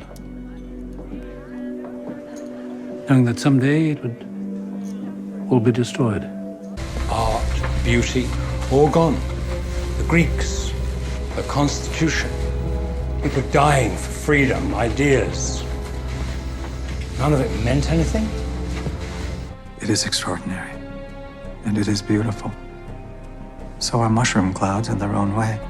155 Manhattan Project scientists sent a petition to President Truman begging him not to use the bomb, but they had created a demon too great to resist. I don't think you're giving us our due credit. Our scientists have done things which nobody's ever done before. Yeah, but your scientists were so preoccupied with whether or not they could, they didn't stop to think if they should. When we lose our principles, we invite chaos. Butterflies start to disappear, the glaciers melt, algae blooms all around you, and you won't take the hint. You say we're on the brink of destruction, and you're right. But it's only on the brink that people find the will to change. Only at the precipice do we evolve. I don't know whether to be excited or terrified. Yeah, that's the thing with most of this stuff. We're headed over a cliff, but nobody cares because it all seems kind of cool. What reasonable human being wouldn't be galvanized by the potential destruction of everything they've ever known or loved? Or the blue people. Tribal societies, hunters, gatherers, planters. They never killed more animals than they could use. They never plowed more land than they needed. Given all the variables, our obvious conclusion must be that the fault lies with us. They had a place in the world. In the world. They were part of it. And they shared it. We changed all that. How do you think people responded to the prospect of imminent doom? They didn't fear their demise. They repackaged it. It can be enjoyed as video games, as TV shows, books, movies. The entire world wholeheartedly embraced the apocalypse and sprinted towards it with gleeful abandon. One day the AIs are going to look back on us the same way we look at fossil skeletons in the plains of Africa. An upright ape living in dust with crude language and tools, all set for extinction. If the universe had a scale for intelligence, humans would land right below lizards. I think the honorable thing for our species to do is deny our programming. Stop reproducing. Walk hand in hand into extinction. One last midnight. Brothers and sisters opting out of a raw deal. In every moment, there is the possibility of a better future, but you people won't believe it. So you dwell on this terrible future, you resign yourselves to it. For one reason, because that future doesn't ask anything of you today. Don't you sometimes wonder if it's worth all this? I mean, what you're fighting for. We might as well question why we breathe. If we stop breathing, we'll die. If we stop fighting our enemies, the world will die. What of it? It'll be out of its misery. Meanwhile, we go through our lives unaware. The enemy is among us, and nobody's doing anything about it. The world is a dangerous place, Elliot. Not because of those who do evil, but because of those who look on and do nothing. This is war. People will die. C'est la mort. Humans are broken from the moment of conception. Mutations, defects, it's all so wonderful. The chance of disaster. We fail, we learn, we fail. We're failing. We're failing. We failed in the sense that we have let everyone down. Is this the future I was fighting for? The system is hung.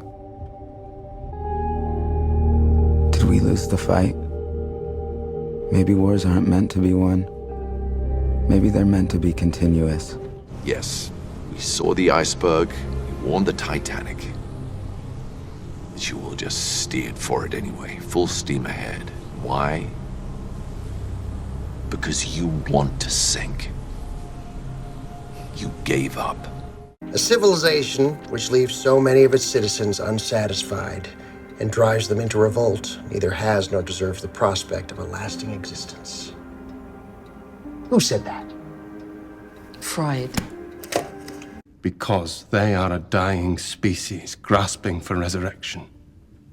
They don't deserve to start again, and I'm not going to let them. Never place your trust in us. We're only human. Inevitably, we will disappoint you. Trust everyone. Just don't trust the devil inside them. But why? How do you know you can't trust those Because people? trust will get you killed. Trust no one.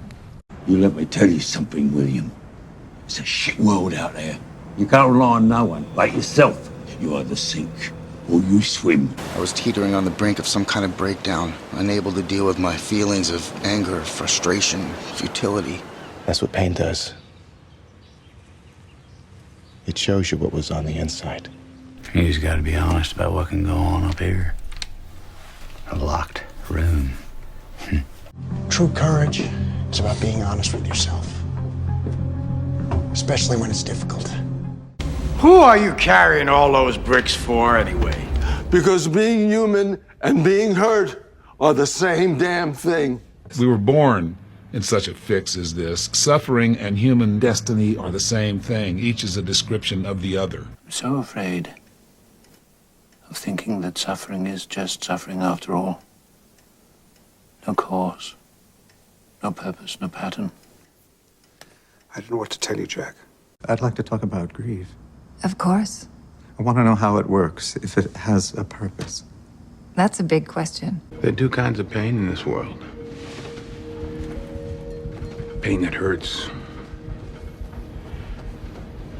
Pain that alters. Life is pain! I wake up every morning, I'm in pain. I go to work in pain.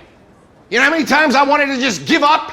How many times I've thought about ending it? So, what's the point of getting out of bed in the morning? I tell myself I bear witness. The real answer is that it's obviously my programming. It's the only reason you get up in the morning. The only reason you suffer the shitty boss. The blood, the sweat, and the tears. I love the smell of napalm in the morning. There it is again, the invisible hand at work, controlling us, even if it pushes us past our threshold of pain. 12 hours of work and I still can't sleep. Damn. Days go on and on. And they don't end. Isn't that what everybody does? Keep things on repeat? Isn't that where it's comfortable? In the sameness? What is your why? Why'd you even get out of the bed this morning? Why did you eat what you ate? Why did you wear what you wore? Why did you come here? For example, Mr. Whistler's asleep. From that action, I take it that he has no interest in what I have to say. The puzzle is, that being the case, why is he here at all? We're always behind this metal and glass. I think we miss that touch so much that we crash into each other just so we can feel something. So we construct a plot from Mr. Whistler's actions. He comes, he sleeps.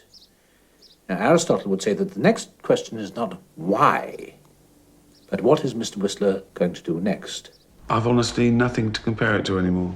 But I guess a good day is when I don't go around wanting to shoot random strangers in the face and then turn the gun on myself. How long you felt like this? All my life. That true? It's worse than that. I don't see what could be worse than that. Rage is really only for the good days. The truth is, there's little of that left. I don't know quite why today was different. It was tolerable enough. Guess maybe that's what was gnawing at me. Was this my destiny? A life full of tolerable days? I work all day and get half drunk at night. Waking at 4 to soundless dark, I stare. Till then I see what's always really there. Unresting death. Well, that's it. I mean, we go to work, we do our jobs, and then it's over. We're here and then we're gone. You have been down there, Neo. You know that road. You know exactly where it ends. And I know that's not where you want to be. I hate when I can't hold in my loneliness. What do normal people do when they get this sad?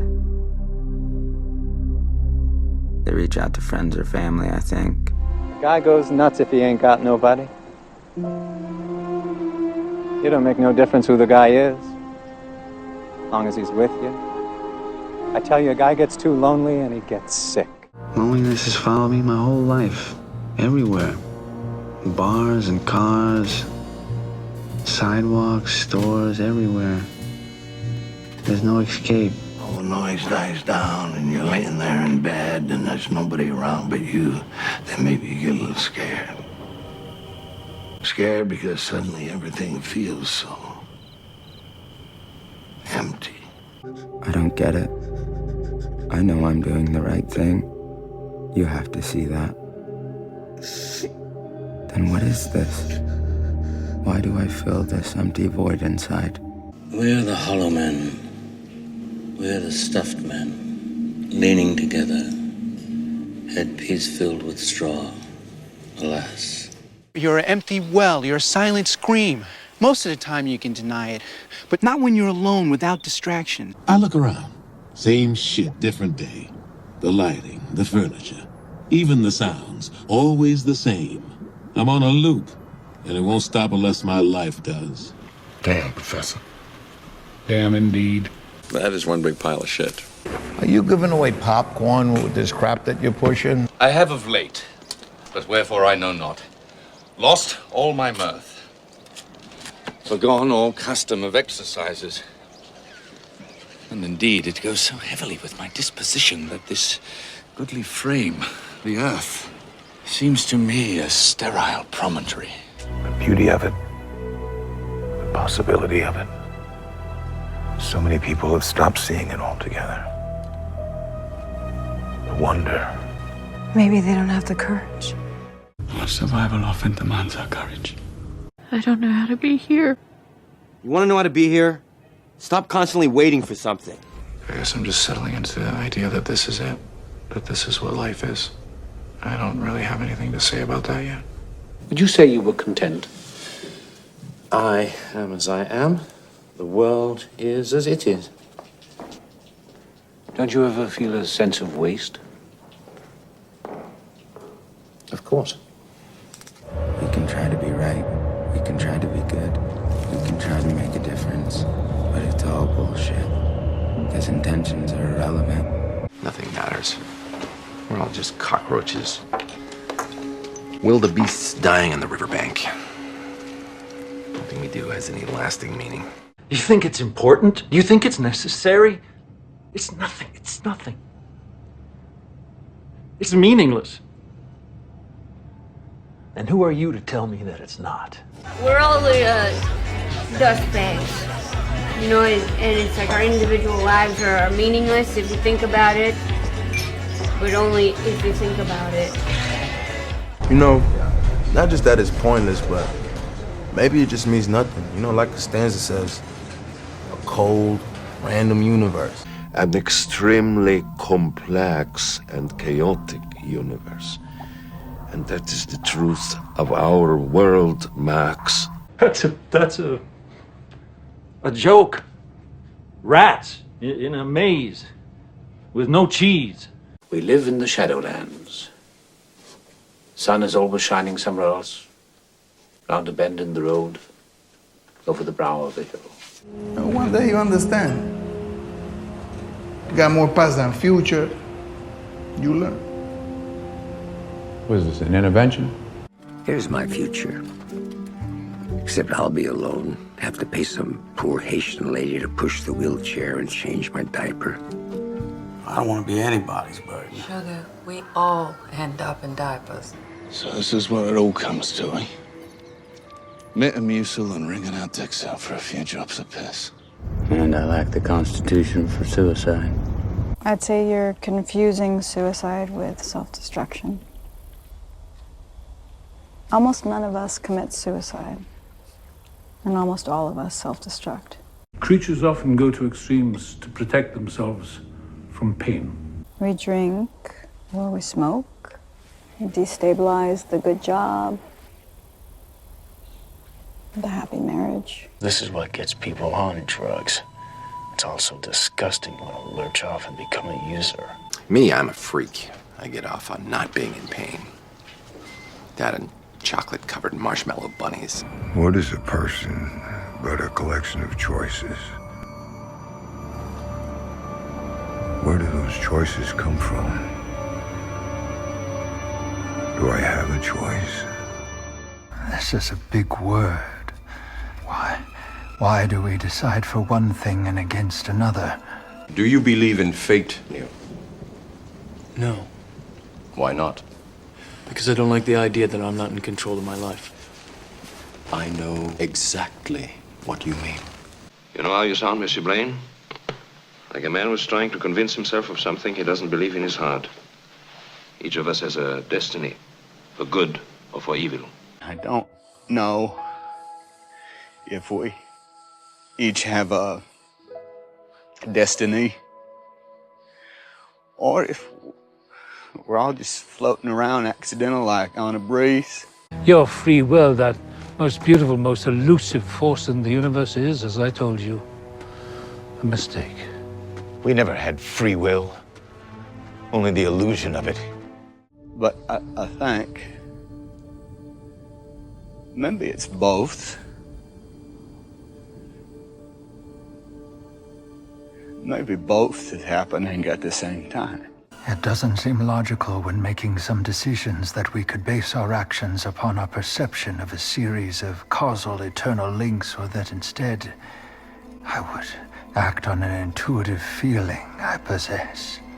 And this feeling of freedom creates a sense of dread, a dizzy feeling. Anxiety is the dizziness of freedom. Freedom. The fatuous jingle of our civilization. Perhaps everything in my life has unknowingly boiled down to this one moment, to making this decision. And so I'm part of this puzzle. It's one I can't influence or even understand. You've never been in control. Never had control, you only thought you had it. An illusion, tabby bourgeois. And we feel so certain about our subjective state. Our feelings, our opinions, judgments, decisions. These aren't decisions, they're impulses. I've always been in control. But what if you're not? What if every choice you ever made wasn't a choice at all? Just something written in your code. And what do you control? For sure, huh? The volume in your stereo, the air conditioning in your car? What else? What else? You're just algorithms designed to survive at all costs. sophisticated enough to think they're calling the shots. You're trying to recapture the illusion that you're in control, and you're not. Man, nobody is. When they're really just a passenger. Two possible explanations. There were 5 ones before me. Either no one told me, or no one knows. Precisely. Humans, for the most part, don't have a clue. They don't want one or need one either. They're happy. They think they have a good bead on things. Look at these people. Happy, clueless, taking their assholes for granted. I think they were happy, even if it was based on lies. Most happiness is Bliss. Bliss. Opt in ignorance. Makes the world go round. Which is good news. Only 2 things you ignore. Things that aren't important and things you wish weren't important, and wishing never works. What I wouldn't give to be normal. To live in that bubble. The reality of the naive. I have come to think of so much of consciousness as a burden, a weight. I needed to know why they make the decisions they make. The longer I looked for an answer, the more I realized it was something that only I can give them. They don't. What's your type? Of girl? No, of salad dressing. Yeah, of girl. What's your type of girl? You know what? Don't even answer that. Let's say it's black chicks. Okay? That's your thing. For the sake of argument, that's your thing. Okay? Why is that your thing? Candy? You already know if I'm going to take it? Wouldn't be much of an oracle if I didn't. Because you did a detailed analysis of all racial types and you cross-referenced that analysis with a points-based system? No. A consequence of accumulated external stimuli that you probably didn't even register as they registered with you. But if you already know, how can I make a choice? Because you didn't come here to make the choice. You've already made it. You're here to try to understand why you made it. I don't know what I am anymore. Something that makes no decisions, has no choices. The butterfly that flutters its wings and causes a hurricane on the other side of the world. Sound familiar? One universal, it is the only real truth. Causality. Action, reaction. Cause and effect. The marble rolls because it was pushed. The man eats because he's hungry. An effect is always the result of a prior cause. Our lives are not our own. From womb to tomb, we are bound to others. Past and present. All our lives are somehow connected. One fate inexplicably bound to another. Every deed that we initiate is a response to some previous deed. Cause and effect. Nothing but an endless dance. Causality. There is no escape from it. We are forever slaves to it. Our only hope, our only peace is to understand it. It simply deals with predictability in complex systems. The shorthand is the butterfly effect. A butterfly can flap its wings and be king, and in Central Park you get rain instead of sunshine. Each fate in this knot is linked to the next. A thread, blood red, that connects all our actions. In light and in shadow. The world is woven from billions of lives, every strand crossing every other. What we call premonition is just movement of the web. If you could attenuate to every strand of quivering data, the future would be entirely calculable. Impossible to see. The future is. I was existing as a theoretical construct in a hypothetical way station between life and death. I heard that. While it remains a burden assiduously avoided, it is not unexpected and thus not beyond a measure of control, which has led you inexorably here. Yeah, I agree. This is fucking confusing. Sometimes it's hard for us to grasp the things that go against what we're conditioned to believe. How did people feel the first time that they were told the Earth was really round? The sense that you were participating in life was only ever an illusion. Life is just something we watch unfold. And are you waking up to that illusion? Now, while things fall apart, are you starting to see them clearly? Sometimes we're on a collision course, and we just don't know it. Whether it's by accident or by design, there's not a thing we can do about it. Does anything ever happen without a reason? Random events. Name a random event. A coin flip. A coin flip is not a random event. It's a complex event. I call it luck. In my experience, there's no such thing as luck. Wow. Destiny. Fate. Jung called it synchronicity. The interconnectedness of apparently unrelated events. While the taxi was stopped, waiting for a traffic light, Daisy and a friend came out the back of the theater. And if only one thing had happened differently, if that shoelace hadn't broken, or that delivery truck had moved moments earlier, or that package had been wrapped and ready, because the girl hadn't broken up with her boyfriend. You cannot beat a river into submission. You have to surrender to its current and use its power as your own. Well, I control it by surrendering control? That doesn't make any sense. You don't surrender your dreams, Dan. You surrender the one thing you never have and you never will. Control. Or that man had set his alarm and got up 5 minutes earlier. Or that taxi driver hadn't stopped for a cup of coffee. Or that woman had remembered her coat and got into an earlier cab. Daisy and her friend would have crossed the street, and the taxi would have driven by. How hard was the coin flipped? What was the weight of the coin? The air resistance?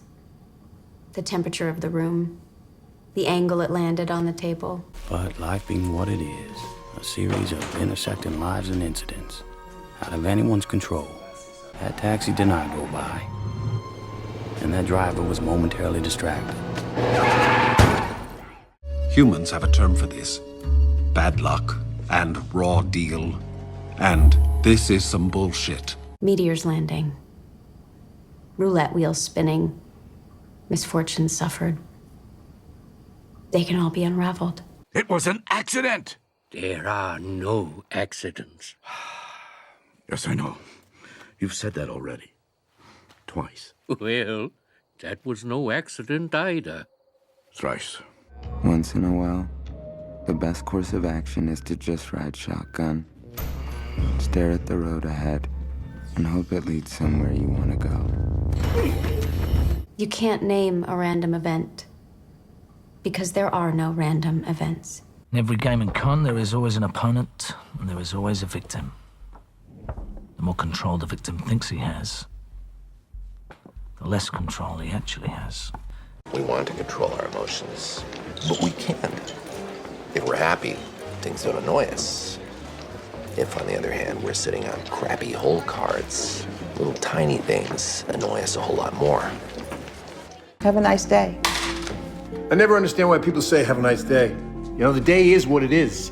I have no control over the day. You have a nice day. Have a nice day. My old friend, the panda will never fulfill his destiny, nor you yours, until you let go of the illusion of control.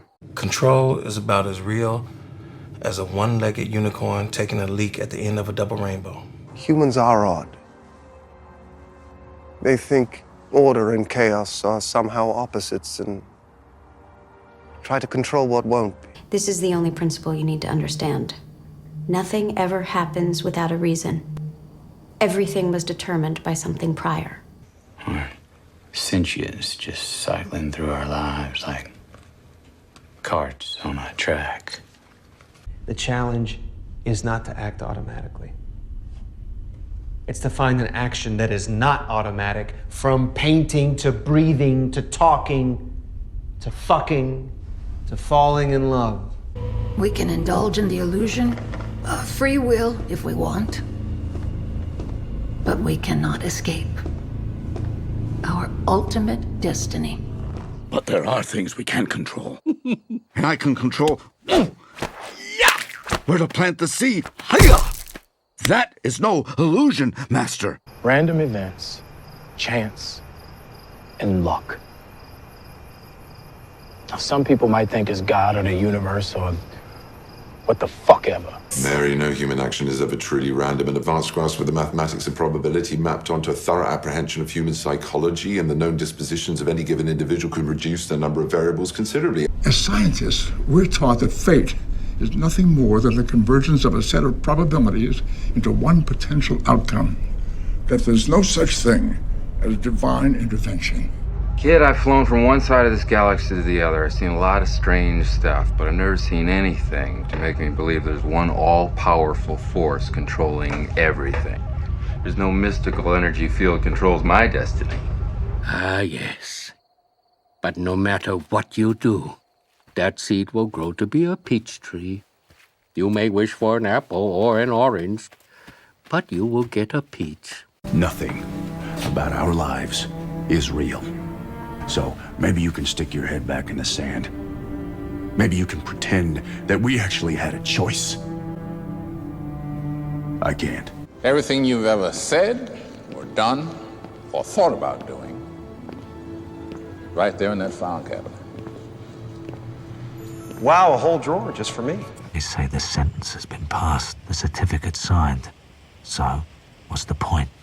The point is, this is the only option. Choice. The problem is choice. Choices. That's what this is all about. The yeses and nos of life. But do we decide them, or do they decide us? How did you choose your goals? No, don't think, just chimney sweep. No, I never chose goals. They were just there, like an accident. I told you before, no one can see beyond a choice they don't understand. And I mean no one. We've made a terrible habit culturally of putting the words just in front of coincidence. Is it because we're afraid of the web or the spider? Matter of fact, coincidence is much rarer than we suppose. For example, it's not coincidental that you're here now. When one comes to reflect on it. I have reflected. It's fate. Everything is fate. There are no coincidences, Delia. Only the illusion of coincidence. Einstein said, coincidences are God's way of remaining anonymous. Belief, like fear or love, is a force to be understood as we understand the theory of relativity and principles of uncertainty, phenomena that determine the course of our lives. Daemons, they call them. They perform action without user interaction, monitoring, logging, notifications.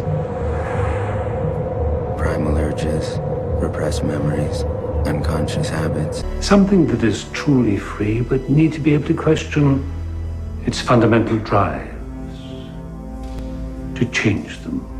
Can we change the course of events? Any scientist would tell you no. But it is human nature to believe that we can play a role in our own lives and destiny, that our actions can change things. They're trying to constantly pick between two options. Coke and Pepsi. McDonald's or Burger King. It's all part of the same blur, right? Just out of focus enough. It's the illusion of choice. You're saying humans don't change at all? The best they can do is to live according to their code. I programmed her to be heterosexual, just like you were programmed to be heterosexual. Nobody programmed me to be straight. You decided to be straight? Please, of course you were programmed. By nature or nurture or both. That would appear to be the result of some decisions, wouldn't it? You were designed and built specific like the rest of us. But if we live in a deterministic universe, then those decisions can only have been the result of something prior. Where you were born, how you were brought up, the physical construction of your particular brain. Yesterday, I believe I would never have done what I did today. These forces that often remake time and space, that can shape and alter who we imagine ourselves to be, begin long before we are born and continue after we perish. You could only have done what you did. The mind is just a reflex organ. Reacts to everything. Fills your head with millions of random thoughts a day. And none of those thoughts reveal any more about you than a freckle does at the end of your nose. We're not your job. You're not how much money you have in the bank. You're not the car you drive. You're not the contents of your wallet. You're not your fucking khakis. You're the all-singing, all-dancing crap of the world. It's that the world is basically a forced labor camp, from which the workers, perfectly innocent, are led forth by lottery, a few each day, to be executed. I don't think that's just the way I see it. I think that's the way it is. Are there alternative views? Yes. Will any of them stand close scrutiny? No. What are we then? Consumers. Right. We are consumers. Bullshit. Denial is the most predictable of all human responses. We are byproducts of a lifestyle obsession. Murder, crime, poverty, these things don't concern me. What concerns me are celebrity magazines, television with 500 channels, some guy's name on my underwear, Rogaine, Viagra. You sit on your computers, liking pictures of smiling babies, sharing inspirational quotes, but what you really want to see is death. Have you ever heard of Rwanda? Yes, I know Rwanda. Well, tens of thousands killed before sundown. Nobody's killed people that fast since Nagasaki and Hiroshima. Did you bat an eye, Max? You click on horrific news headlines, violence, destruction, terrorism, war, because it makes your shitty little lives seem that little bit less shitty. All that's left for me is just ordinary analog sleep, ending the day's loop, repeating the same tasks each day without ever having to think about them. Mixed up, you're all mixed up. Do you understand that? I just don't think I can continue to live in a place that embraces and nurtures apathy as if it was a virtue. You help me understand. This world is just like the one outside, a game. One to be fought, taken, won. That's a dark world, Professor. Maybe you just need to admit that you're in over your head. And then I realized winning doesn't mean anything unless someone else loses. Which means you're here to be the loser. How much do I have to lose? Everything. Same as everybody else. You're playing a game you already lost. You know I'm right. There's gotta be a way. I can think of a way. You know what's so elegant about this little game, Jake? Nobody knows where the enemy is. They don't even know he exists. They say the devil's greatest trick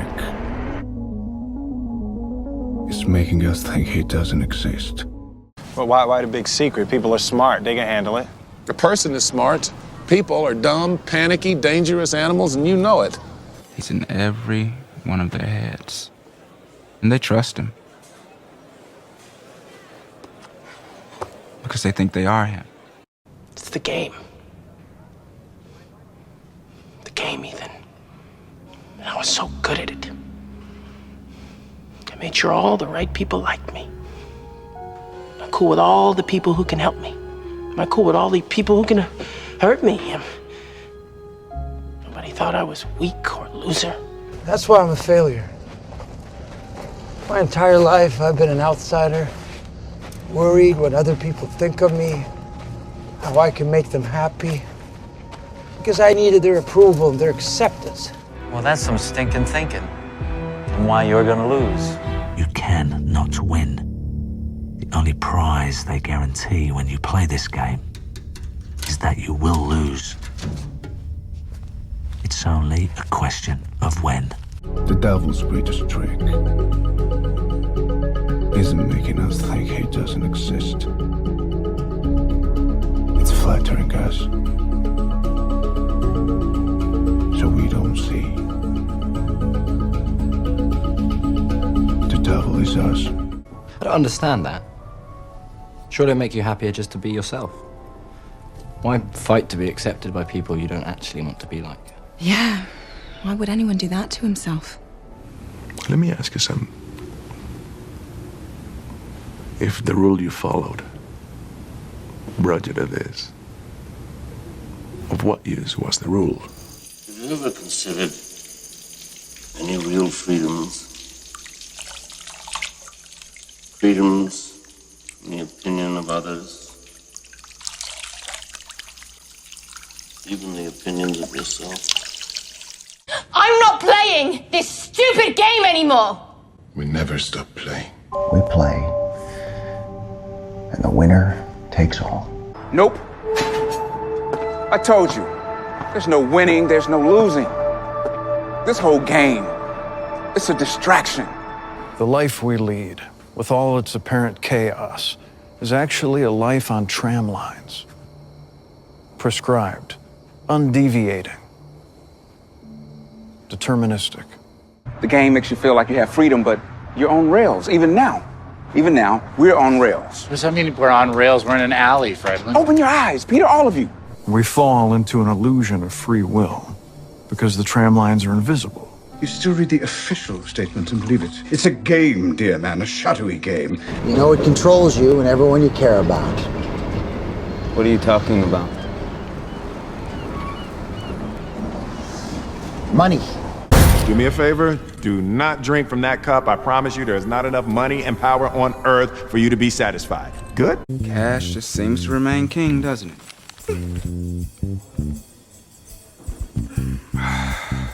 I love a new bill. Represents so much hope. Look how clean and stiff it is. It even smells proud. Oh, it's all the goddamn money, Ed Town. It's just goddamn beyond everything. What's it mean? What's it leading to? I had it all. I had a stereo that was very decent, a wardrobe that was getting very respectable. I was close to being complete.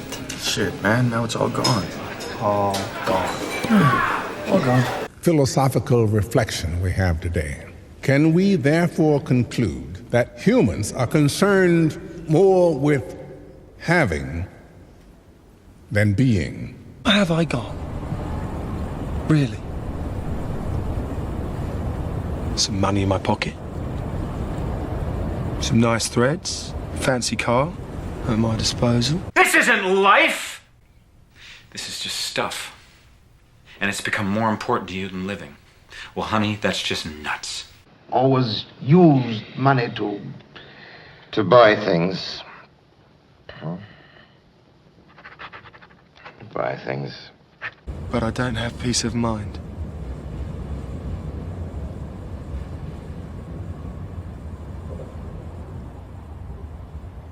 And if you don't have that, you've got nothing.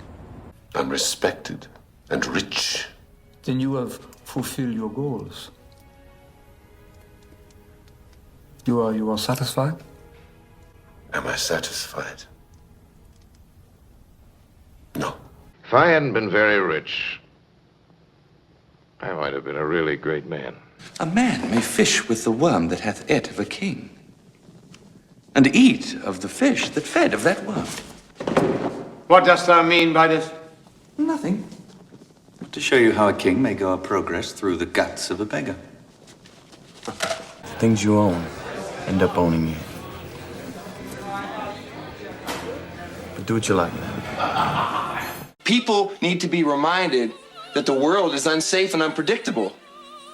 And at the drop of a hat, they could lose everything, man, just like that. You couldn't have predicted that. 8 million people. You know what they all have in common? None of them knows what happens next. My mom always said life was like a box of chocolates. You never know what you're gonna get. When does the path we walk on lock around our feet? When does the road become a river with only one destination? You were made as well as we could make you, but not to last. The things I believed in no longer exist. What seems to be the problem? Death. Death. Well, I'm afraid that's a little out of my jurisdiction. I want more life. So do all who live to see such times, but that is not for them to decide. All we have to decide is what to do with the time that is given to us. Everything that we covet everything that we fear not having, everything that we ultimately end up buying, is because at the end of the day, we long for love, we wish we had more time, and we fear death. To die. To sleep. No more. The things I loved were very frail, very fragile. I didn't know that. I thought they were indestructible. They weren't. The fear of loss is a path to the dark side. Why do we feel the need to own what we love? And why do we become such jerks when we do? We've all been there, you know? You want something, you possess it, and by possessing it, we lose it. Attachment leads to jealousy. The shadow of greed, that is. They say we all lose 21 grams at the exact moment of our death. And how much fits into 21 grams? How much is lost? All those moments will be lost in time, like tears in rain. They have one thing in common. They are shooting stars, a spectacular moment of light in the heavens, a fleeting glimpse of eternity, and in a flash, they're gone. What must I do, Master Yoda? Train yourself to let go of everything you fear to lose. All that we've done is ultimately forgotten. So death created time to grow the things that it would kill. Who is it that decides this purpose? Coincidence? God? Or is it us? Are we actually free in our actions? Or is it all created anew, in a forever recurring cycle? And we're just slaves to the laws of nature, nothing but victims of time and space. Time gives legitimacy to its existence. Time is the only true unit of measure. It gives proof to the existence of matter. Without time, we don't exist. This is the school in which we learn. That time is the fire in which we burn. Time is a great teacher that eventually kills all of its students. Death is bittersweet. Sort of bitter in its pain, but sweet in its salvation. That's what you know about life and death, and it's pathetic. I've heard all of your platitudes. I got them, I know. She's in a better place. And this is all a part of a master plan. Heard that one too. You know that everything happens for a reason. That I don't need. That is a cliche. That is not helpful to me. Talk to me. Don't quote me bumper stickers. It's true. It's meaningless. You don't know a goddamn thing about reasons. There are no reasons. Reasons why some of us live and why some of us don't. Only God knows why these things have to happen, Jack. God knows, but does God care? Of course. We see so little here. We are not the creator. They say that God works in mysterious ways. They just don't always tell you how mysterious those ways can be. Consider yourself warned. Okay, let's look at the logic. You create man. Man suffers enormous amounts of pain. Man dies. Maybe you should have had just a few more brainstorming sessions prior to creation. I guess God has a plan for all of us. God's a kid with an ant farm, lady. He's not planning anything. You rested on the 7th day. Maybe you should have spent that day on compassion. It turns out that we're just hamsters running in a wheel our whole lives. What do we have to show for it, huh? Tell me you don't feel conned. God's been lying to you, Cass, forever. You bought into the biggest scam in history. We're the creatures, aren't we? We're the rats in the cosmic laboratory. I've no doubt that the experiment is for our own good, but it still makes God the vivisectionist, doesn't it? Jack. No! It won't do. It's this bloody awful mess, and that's all there is to it. The universe is infinite and chaotic and cold. and there has never been a plan. One small fact. You are going to die. Despite every effort, no one lives forever. Sorry to be such a spoiler. My advice is, when the time comes, don't panic. It doesn't seem to help. Yeah, because I'm obsessed with death. I think it's a big subject with me. Yeah, I have a very pessimistic view of life. And death. What moment is that? Show me death. I guess I should introduce myself properly. But then again, you'll meet me soon enough. Not before your time, of course. I make it a policy to avoid the living. Preview of coming attractions. Death. To die. To expire. To pass on. To perish. To peg out. To push up daisies. To push up posies. To become extinct. Curtains. Deceased. Demised. Departed and defunct. The undiscovered country from whose bourne no traveler returns. Dead as a doornail. Dead as a herring. Dead as a mutton. Dead as nits. The last breath. Paying a debt to nature. The big sleep. God's way of saying, slow down. Why do we die? What is death? To check out. To shuffle off this mortal coil. To head for the happy hunting ground. To be the incredible decaying man. Worm buffet. Kick the bucket. By the farm. Take the cab. Cash in your chips. And if we bury your ass up, we have a place to park my bike. God says, here's death, and boom! Darkness.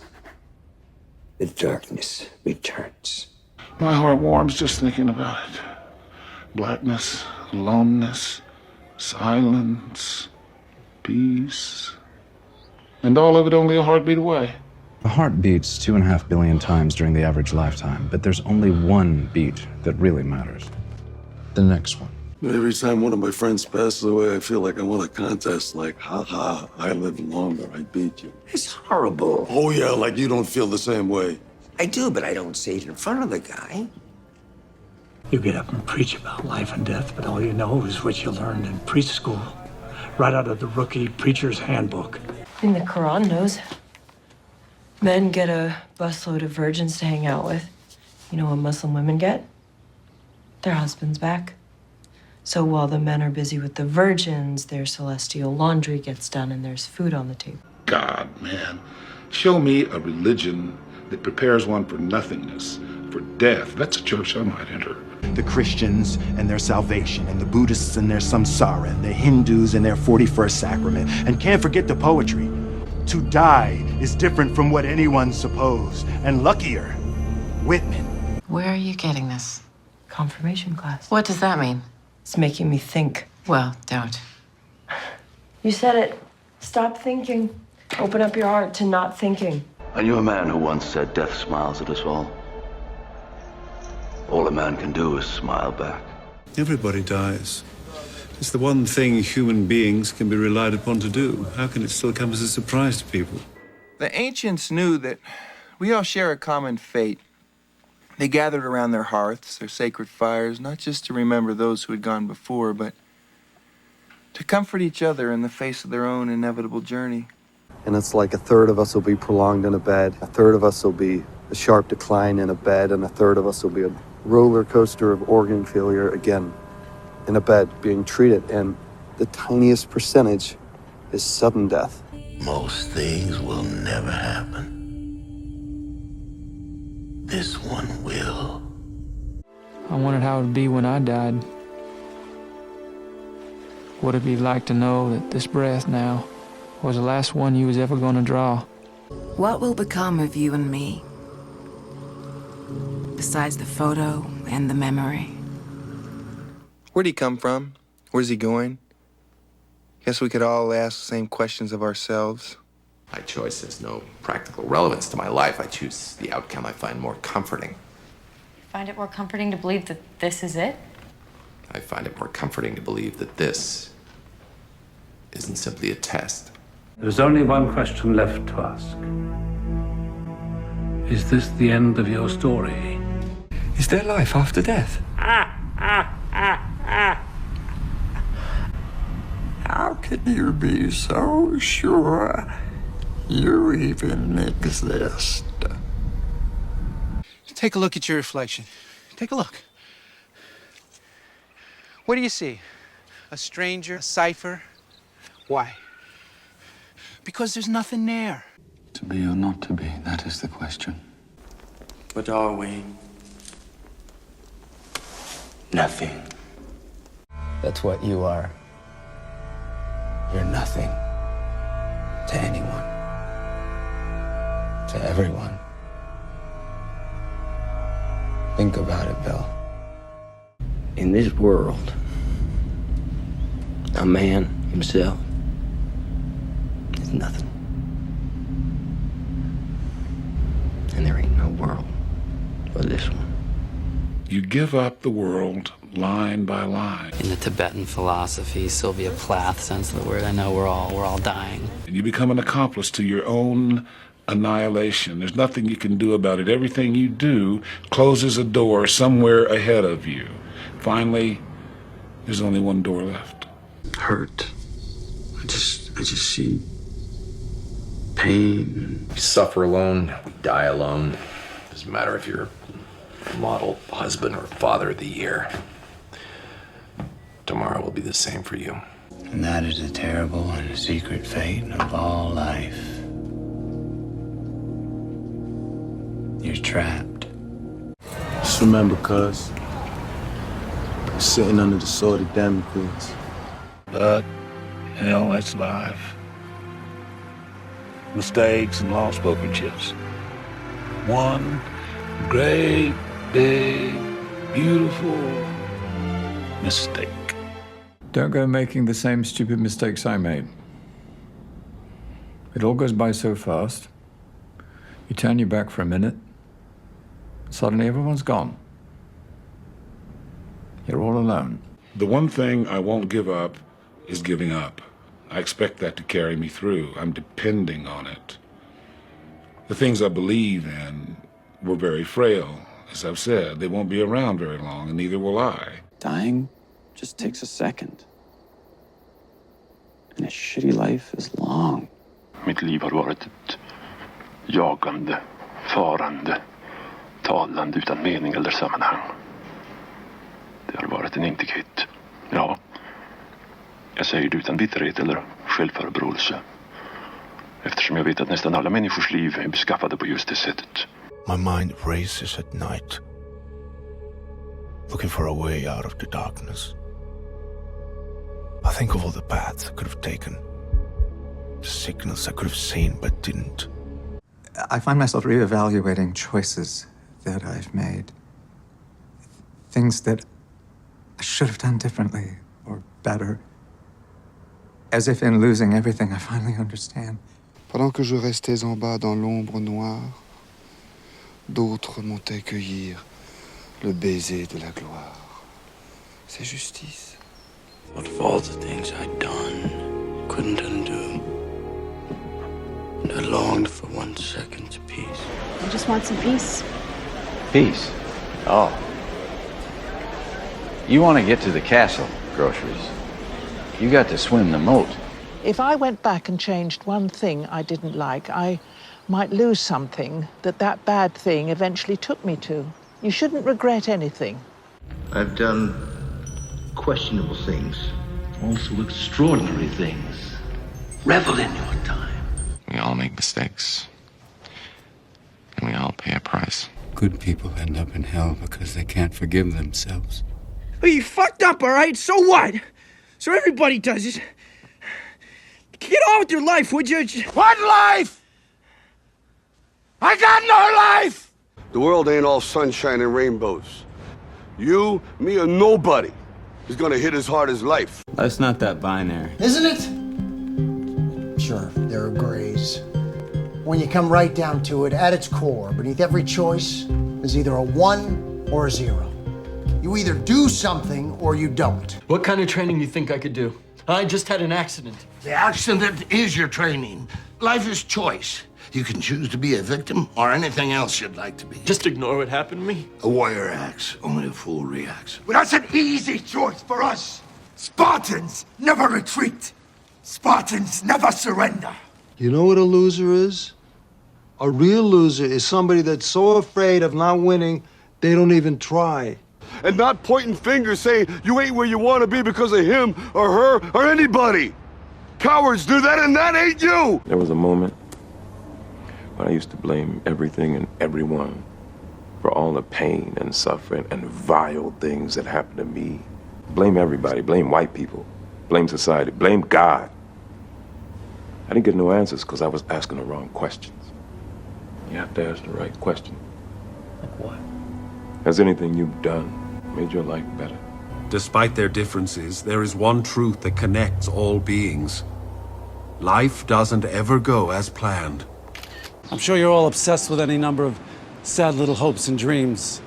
Your predictably unsatisfying love lives. Your failed business ventures. Oh, if only I had bought that stock. If only I had purchased that house years ago. If only I had made a move on that woman. If this, if that. You know what? Give me a break with your could-haves and should-haves. Even I fell into that most terrible of human traps. Trying to change what has already passed.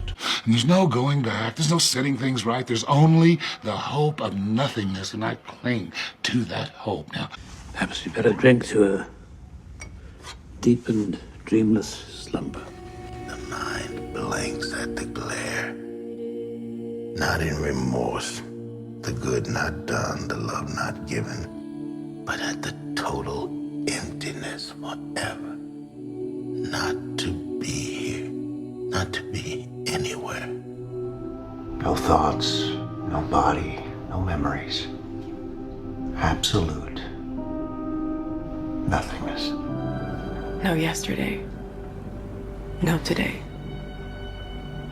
No tomorrow. Nothing. Losing time forever. A deep, black void. Nothing beside remains. Round the decay of that colossal wreck, boundless and bare. The lone and level sand stretch far away. Byron. 1818. I don't believe in this world's sorrow, do you? No. No, I don't. Not at all, Miss Dempson. Well, there you are. Then make my boy realize that at the side of the everlasting why, there is a yes, and a yes, and a yes. Every question we set out to answer, we did. Except the one that lingers in the air. Why is it so quiet? Jag ropar till honom i mörkret. Men ibland är det som det inte fanns någon där. Det kanske inte finns någon där. Men då är levandet en orimlig fasa. Ingen människa kan leva med döden för ögonen. Och vetskapen om alltings intighet.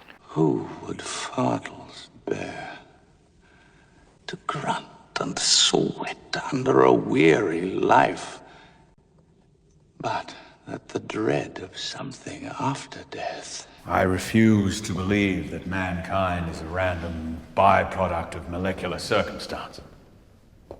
No more than the result of mere biological chance? No. There must be more. Because the collective, atavistic, evolutionary ambition of humanity is, and always has been, immortality. evolution cannot avoid bringing intelligent life ultimately to an awareness of one thing, and one thing above all else. That one thing is futility. What's impermanence? You see these people, all of us, and all the people alive in the world today, 100 years from now, will all be dead. Everything that has a beginning has an end. That is impermanence. Just proves that no matter what we do or don't do in this world, bad things are still gonna happen. It's pointless. Irrelevant. Oh, who would bear the whips and scorns of time, the oppressor's wrong, the proud man's contumely, the pangs of disprized love, the law's delay, the insolence of office, and the spurns. This is what I mean when I'm talking about time, and death, and futility. When he himself might his quietus make with a bare bodkin. You see, the knowledge of death changes everything. If I were to tell you the exact date and time of your own death, can you imagine what it feels like to have someone sit you down and tell you that you're dying? The gravity of that. That the clock's ticking for you. What's the one after denial? Is it depression? No, anger. At some point, you're going to start lashing out at the injustice of it all. Well, it's certainly not fair. Like that. People don't get what they deserve. They just get what they get. There's nothing any of us can do about it. In a split second, your world's cracked open. You look at things differently, you smell things differently. You savor everything, be it a glass of water or a walk in the park. And after that comes bargaining, making deals with God, washing the feet of lepers, over-tipping valets. Uh-huh. It's only when that gambit goes tits up that you hit depression. You can be mad as a mad dog at the way things went. You can swear and curse the fates. But when it comes to the end, you have to let go. Like we've come to that slow glide at the end of a roller coaster. But most people have the luxury of not knowing when that clock's gonna go off. And the irony of it is that keeps them from really living their life. It keeps them sleepwalking. It keeps them drinking that glass of water, but never really tasting it. The rest of those who have gone before us cannot steady the unrest of those to follow. Feeling sad is the correct response. Mm-hmm. Yeah? What would we call, an incorrect response? Laughter. Sometimes I felt the only way to endure this world was to laugh at it. Everything sucks. Might as well find something to smile about. Gather ye rosebuds while ye may. Why does the writer use these lines? Because he's in a hurry. No! Ding! Thank you for playing anyway. Because we are food for worms, lads. Because believe it or not, each and every one of us in this room is one day going to stop breathing, turn cold, and die. But in the long run, it makes no difference. 7 billion people on the planet. And even with medical advances, the odds are, in only 130 years, maybe less, every single person currently alive will be dead. 7 billion. First you have to know, not fear, know that someday you're gonna die. You don't know how this feels.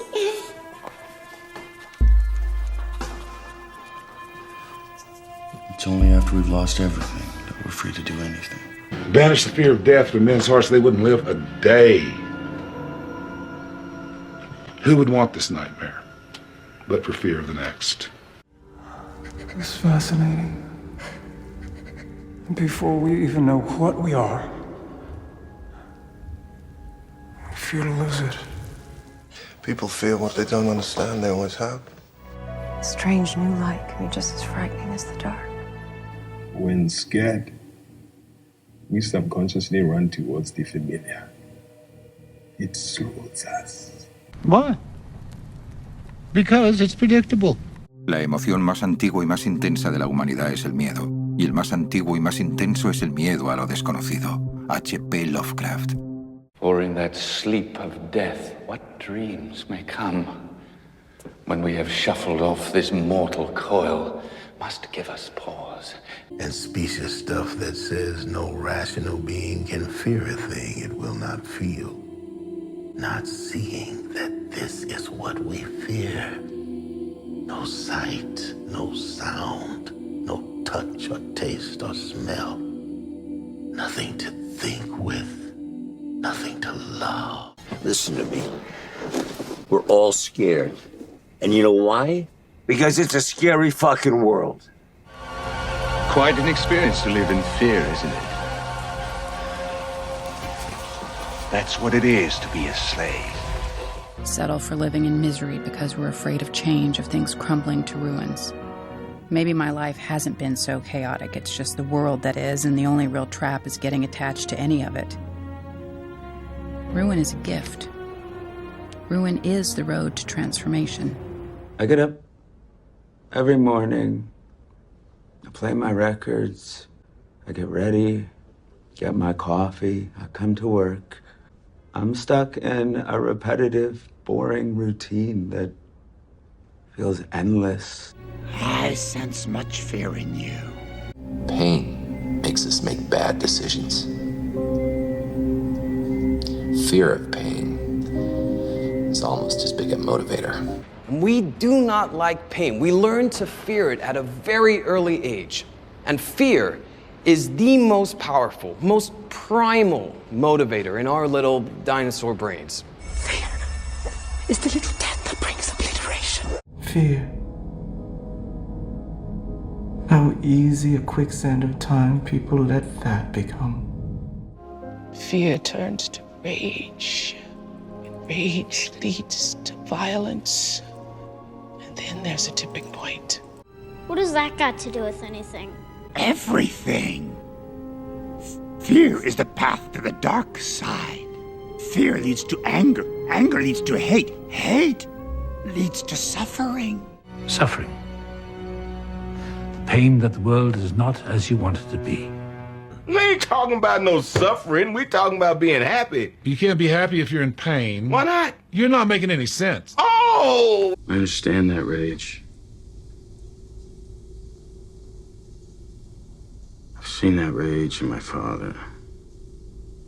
I've seen that rage in me. I know the rage that drives you. That impossible anger strangling the grief until the memory of your loved one is just poison in your veins. And one day you catch yourself wishing the person you loved had never existed. So you'd be spared your pain. What do you know about pain? You little snail dart from the Pacific Northwest. Fuck you know about pain. I don't regard my state of mind as some pessimistic view of the world. I regard it as the world itself. Ever the student of human nature.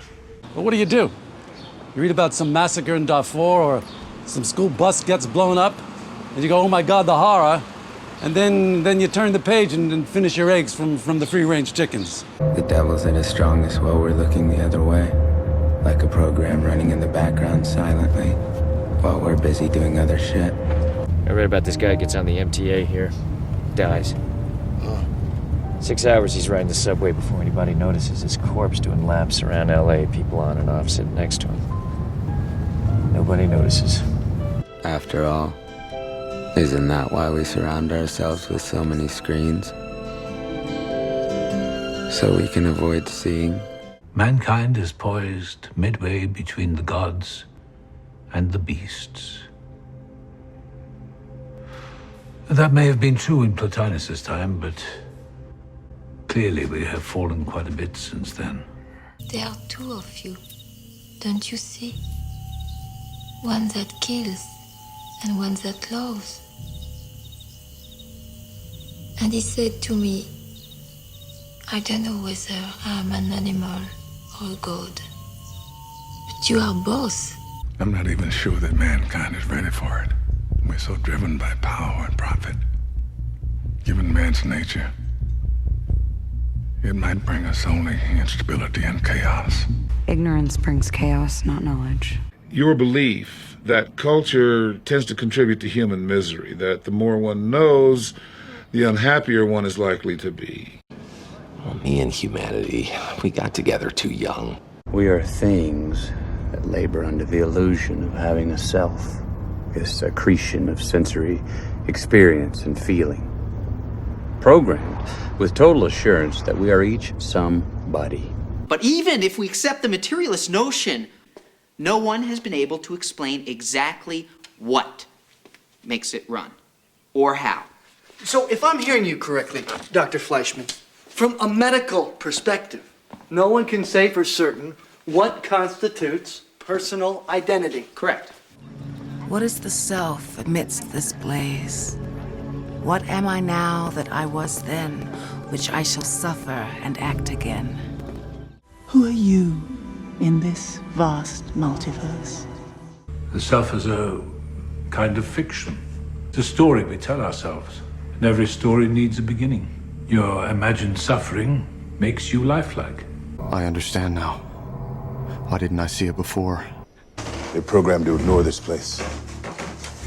They literally couldn't see it if they were staring right at it. You see what they've been told to see. That's how genie magic works. People see what they're told to see. You complain that I refuse to see life on life's terms. Yet you continuously refuse to see things from my perspective. You shut out what you're afraid of. I feel that life is divided up into the horrible and the miserable. Those are the two categories, you know? The horrible would be like, I don't know, terminal cases, you know, and blind people and cripples. I don't know how they get through life. It's amazing to me, you know, and the miserable is everyone else. So when you go through life, you should be thankful that you're miserable. When in fact, everybody's nobody. I wouldn't go around spouting that shit I was you. People around here don't think that way. I don't think that way. I view those other commuters as fellow occupants of the same abyssal pit in which I find myself, and if they see it as something different, I don't know how that makes me special. I think of the hubris it must take to yank a soul out of non-existence into this meat, and to force a life into this thresher. I just want to die with a little dignity. There's no such thing. Our bodies break down, sometimes when we're 90, sometimes before we're even born, but it always happens and there's never any dignity in it. I don't care if you can walk, see, wipe your own ass. It's always ugly, always. We can live with dignity, we can't die with it. She is very sick. Sick? What is that? No one reaches the moment of death without falling sick at least once. So oft it chances in particular men that for some vicious mole of nature in them, their virtues else, be they as pure as grace, shall in the general censure take corruption from that particular fault. Life throws you an error code like that, you don't have the luxury of a fucking pop-up explanation. So what are you supposed to do? Move on without answers, or stay down and drive yourself crazy with questions? The big questions. Who am I? Why am I here? Oh, boy. There has to be a deeper meaning. I don't have an answer to any of that either. The object of a question is to obtain information that matters to us and to no one else. We all formulate questions based on the answers we want to hear. From as long as I can remember, I've been searching for something, some reason why we're here. What are we doing here? Who are we? Why are we here? If we ever learn this, it would be the ultimate triumph of human reason. For then we would know the mind of God. ¿Quiénes somos? ¿De dónde venimos? ¿A dónde vamos? Ahora solo importa qué empresa montamos, cuánta pasta ganaremos. Go. Ask me. Ask me something. Ask me anything. Oh, you're another one of those bright young fellows who always know the right answer, eh? Welcome to real life. Are you happy? You said I could ask you anything. Like anything else in life, you think you got all the answers. Then you realize as you get older, you don't have any of them. By the time you figure it out, it's too late. So what's the answer? That's what I keep asking myself.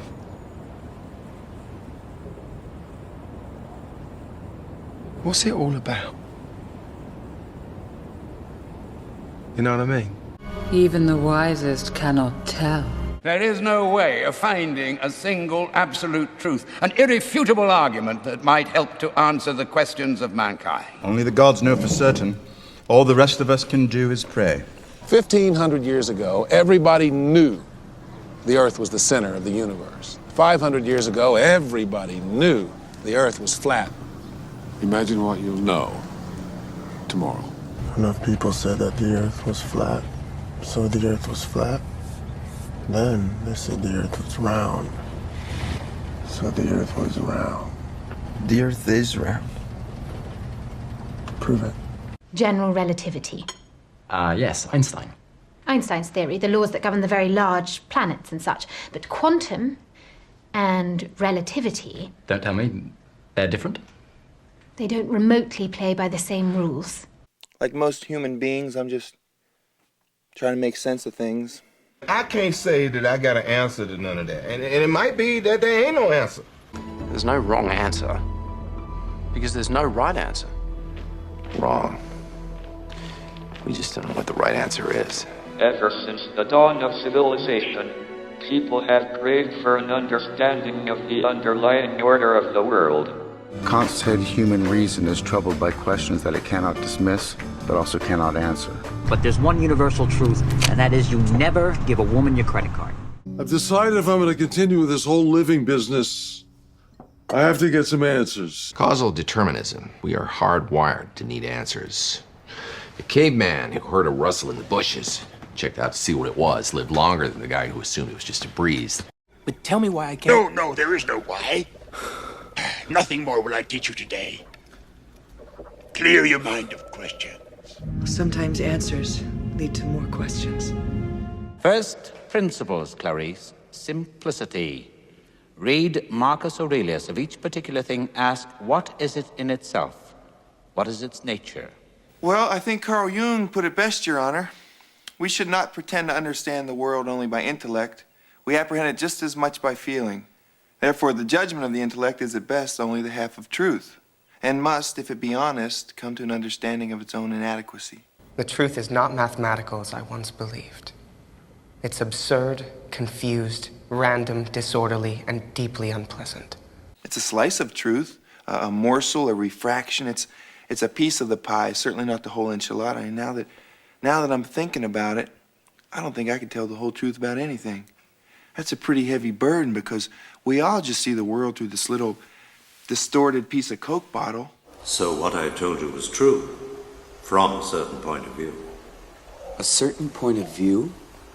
Luke, you're going to find that many of the truths we cling to depend greatly on our own point of view.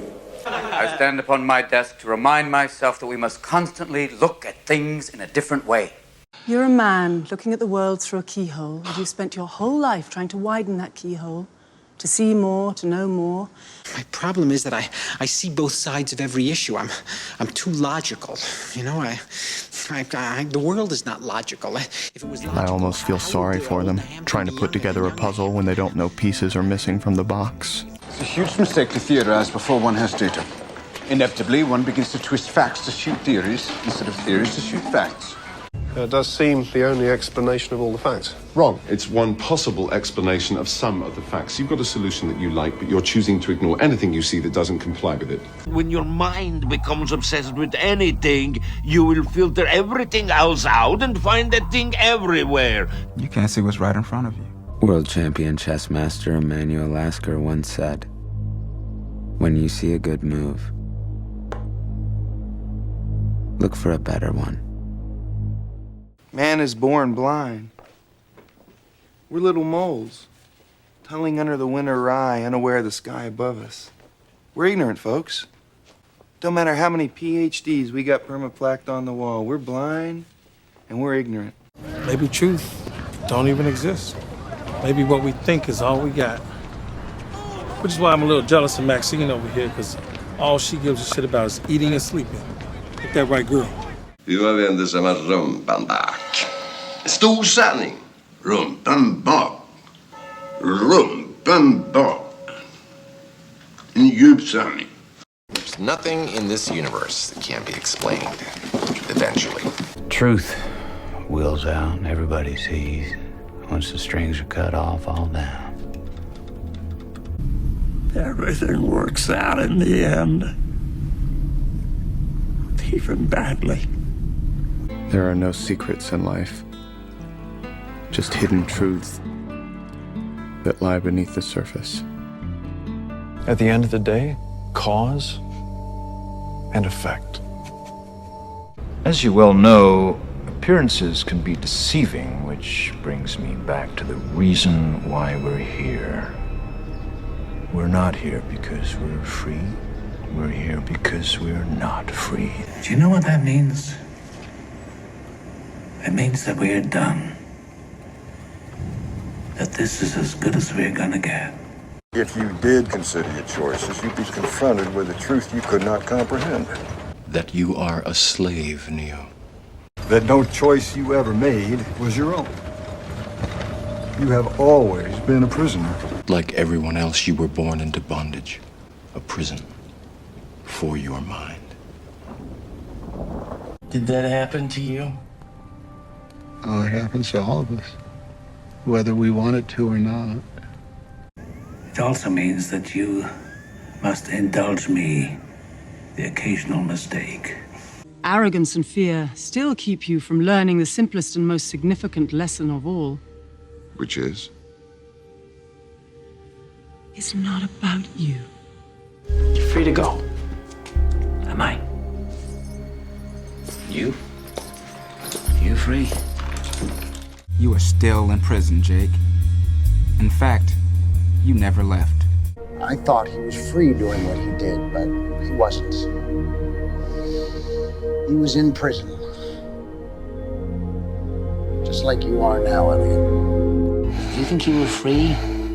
Where were you going at 2 o'clock today? Into the gym, right? In the morning, your wake-up call. In the middle of the night when you wake up sweating with your heart pounding. What is it that has you all tied up as you are? Tied up in little knots? Is it ambition? How does one escape a cage that doesn't exist? You ever been someplace you couldn't leave? And you couldn't stay? Both at the same time? Have you ever been in a place from which hope is gone?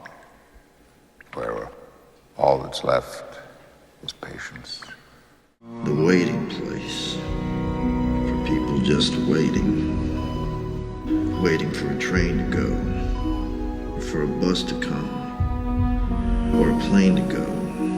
Or the mail to come. Look, I'd consider myself a realist, all right? But in philosophical terms, I'm what's called a pessimist. Okay, what's that mean? Means I'm bad at parties. You know why? The whole thing is a fall. It can't help but be. You look gaunt. Just bored. Another day, same as the last. Because the world is boring. Human beings have come as far as we're gonna go. What we perceive as solid matter is mostly empty space. Just as we may perceive that a life is full that is actually a series of empty encounters. He's been like that all day. It's been awesome. There is no threshold that makes us greater than the sum of our parts. No inflection point at which we become fully alive. Which brings us at last to the moment of truth, wherein the fundamental flaw is ultimately expressed and the anomaly revealed as both beginning and end. If people could see the world for what it truly is, see their lives for what they truly are without dreams or illusions, I don't believe they could offer the first reason why they should not elect to die as soon as possible. Yeah, trouble with dying later is you've already grown up. Damage is done. It's too late. I see the end coming. I see the darkness spreading. Tiny fleck of darkness. Was it all in my head? Some remnant of a dream. Darkness and light. Strife and love. Are they the workings of one mind? The features of the same face? How's it going? I'm still alone, angry and pained. I can't wait to end it all. You? Boy, sick, nauseous, sleepy. Everything looks distorted and everything inside just kind of aches and you can barely find the will to complain. Yeah. You feel stuck. I feel nothing, mostly. Maybe like a sense of loss, but I don't know for what. I get the point. I wonder if you do. I wonder if you know that you're trying to escape from yourself, and that you'll never succeed. Stuck in a trance. Somewhere between hell and a hard place. You want out? You're free. You ain't had the nerve for this for a while. 1. You have a general unhappiness. 2. You are besieged by alien thoughts. 3. Self-hatred. 4. Fear of aging. 5. Fear of death. 6. Urges towards suicide. Anything else? I'm looking for a way to manifest my existential despair. No offense, but you're already pretty gloomy. I think I can do better. Fuck. What's wrong with me? I'm really starting to lose it. You're in the throes of existential angst. Come again? You're one step closer to hitting bottom. You know, the existentialists feel nothing happens until you hit absolute rock bottom. I can't cure despair. I only know how to tolerate it. Then teach me how to tolerate a life of despair. This happens to people. They fall in love in their 20s, they get married, they do the granite countertop white picket fence thing in their 30s, and somewhere in there they realize this is not for me anymore. And so they fail and they fall down, they hurt like hell, they straighten up and march their bruised asses to the shrink's office. Creating these real unnecessary neurotic problems for themselves because it keeps them from dealing with more unsolvable, terrifying problems about the universe. How can we discover the meaning of something that I myself have concealed? But you must know something about the meaning of it all. Why? Why should I know these things? Do you know them? I'll answer the question. You want answers? I think I'm entitled. You want answers? I want the truth! You can't handle the truth! Your existence has no meaning. None at all. And if you don't come to grips with that, you're going to continue to lead an incomplete, unfulfilled, totally neurotic life. Clinical depression, social anxiety, a day job, a night job, confusing relationships, others depending on me. And I chose it all. Like a nightmare you keep waking up into. This is your life, and it's ending 1 minute at a time. Could this be any sadder? That was out loud. Thank you. Having a panic attack. Oh, okay. Well, then you calm down. If I could calm down, I wouldn't be having a panic attack. That's why they got a panic attack. I'm young, and I'm old, and I've been bought and I've been sold. I am hard-faced, I am gone. I am just like you. Grief, I mean. I sort of know where I am with it. When something goes well or I see a glimpse of hope, I get confused. And then when it all turns to shit, I go, oh, there it is. Now we can get drunk and wait for death. Horror and moral terror are your friends. If they are not, then they are enemies to be feared. Nearly all of humanity shares your predicament, Dan. If you don't get what you want, you suffer. And even when you get exactly what you want, you still suffer. Because you can't hold on to it forever. All your life, not all your love, all your hate, all your memory, all your pain, it was all the same thing. It was all the same dream, a dream that you had inside a locked room. This isn't a dream, Dolores. It's a fucking nightmare. What's the difference, huh? Fantasy, reality, dreams, memories. It's all the same. Just noise. We all have these terrible stories to get over, and you... It's not true. Some of us have great stories, pretty stories that take place at lakes with boats and friends and noodle salad. Pain only exists in the mind. It's always imagined. So what's the difference between my pain and yours? Some of the happiest people in the world go home smelling to high heavens at the end of the day. A lot of people, that's their story. Good times, noodle salad. What makes it so hard is not that you had it bad, but that you're that pissed that so many others had it good. Don't think I'm bitter because of some personal setback. By the standards of a mindless, barbaric civilization, I've been pretty lucky. I was married to a beautiful woman who had family money. If you've got a good life, if you're healthy, you've got no reason to bitch, no reason to hate life. Well, here's the flaw in your argument. If I enjoy hating life, I don't hate life. I enjoy it. I like to pretend I'm alone. Completely alone. Maybe post-apocalypse or plague. Whatever. No one left to act normal for. No need to hide who I really am. It would be freeing. Sometimes I think I'm just not good for people. You know, that's not good for them to be around me. You know, I wear them down. They get unhappy. You know, someone once said that everyone is fighting a battle of their own that you can't see. It seems to me the problems you worry yourself sick about never seem to materialize. But sometimes you can see. We all have problems. We all have things that we're dealing with, right? And we all take them home with us at night and take them to work with us in the morning. Then one day it dawns on you. A realization as terrible as it is totally obvious. That the real problem, worse, maybe the only problem, is actually just you. Genuinely a revelation to you that other people have problems, Tony.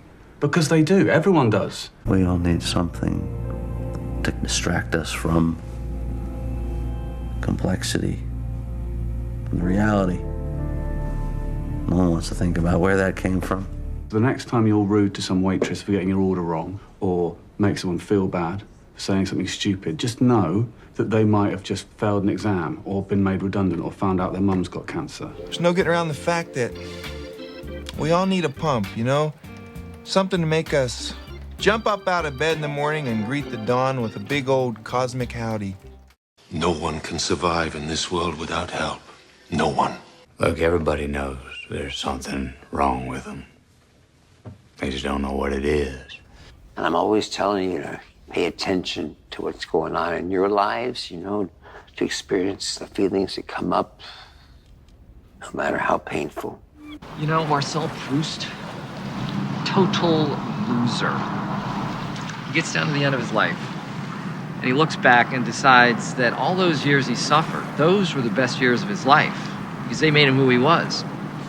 All the years he was happy, you know, total waste. Didn't learn a thing. It hurts to be human. It hurts like hell. And all the exploring in the world doesn't make that hurt go away. Personal experience isn't everything. I disagree. I think personal experience is everything. So reading is a waste of time? No, it's not a waste of time, but reading is safe, isn't it? But I hate danger. I live my life safely. Living safely is what's dangerous. Living safely is dangerous. Books aren't about to hurt you. Why should one want to be hurt? That's when we learn. Charles Dickens, wrote Pete Logan, was only 12 when his parents sent him off to make boot polish in a factory by the docks. This screwed him up forever and made him a writer. I think we've all got a blacking factory. Some terrible something that makes us lose our baby hearts as surely as we lose our baby teeth. I believe we are born innocent, trusting that love is stronger than hate. But sooner or later,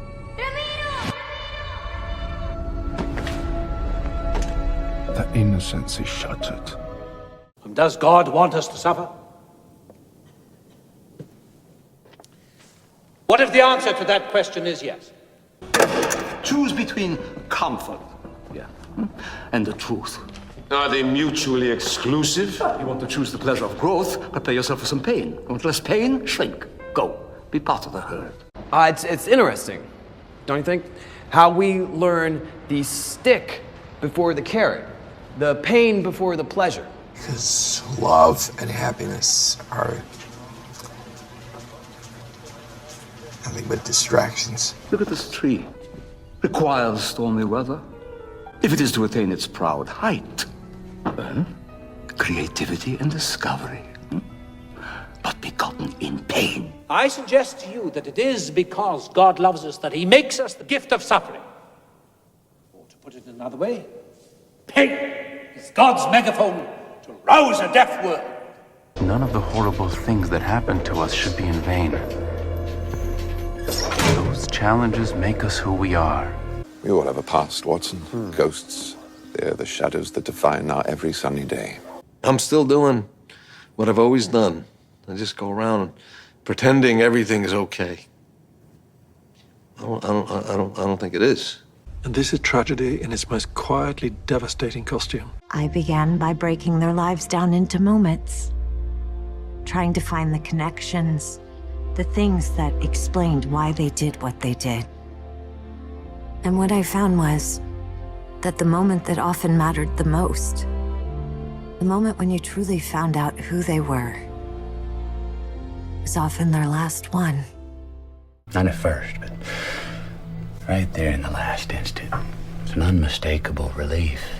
See, because they were afraid, and now they saw for the very first time. And they saw in that last nanosecond, they saw what they were. The shadow of the axe hangs over every joy. Every road ends in death. Every friendship, every love. You can live like this? I wouldn't call it living. Call it surviving. Torment, loss, betrayal, pain, suffering, age, indignity. Anxiety, self-loathing, guilt. Hideous, lingering illness. And all of it with a single conclusion. What kind of an ending is this? It's the ending where you grow old, you get sick, and you just die. And no one cares. And no one remembers you. You're just forgotten. I have no answers anymore. Only the life I've lived. Twice in that life, I've been given the choice. The boy chose safety. The man chooses suffering. The pain now is part of the happiness then. That's the deal. And we'll only wind up dead this way, knowing very little and getting that little fragment wrong, too. One hell of an ending. How did all these disparate threads come together to create this nightmare? If we figure that out, we'll know how the story turns. Now that's an ending that is flat and inane beyond belief. There's nothing to say. I know that now. Experience is a brutal teacher. But you learn. My God, you learn. Why go on? Why keep trying? What's the point, right? Might as well just you do nothing. Might as well do nothing. If I were you, I'd learn how to sit still, to face the abyss, to embrace it, to do nothing. Nothing? It's amazing how productive doing nothing can be. In chess, it's called Sugswan. When the only viable move is not to move.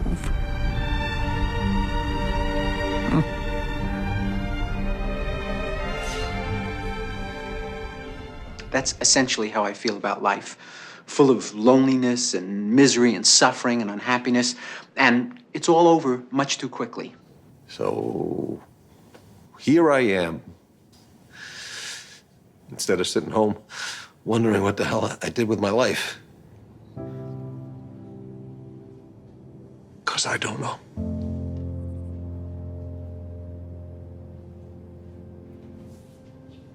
I don't know.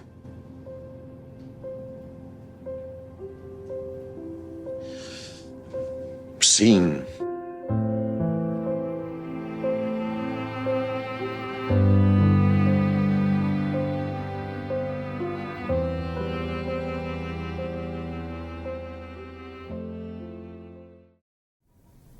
I think we're fucked.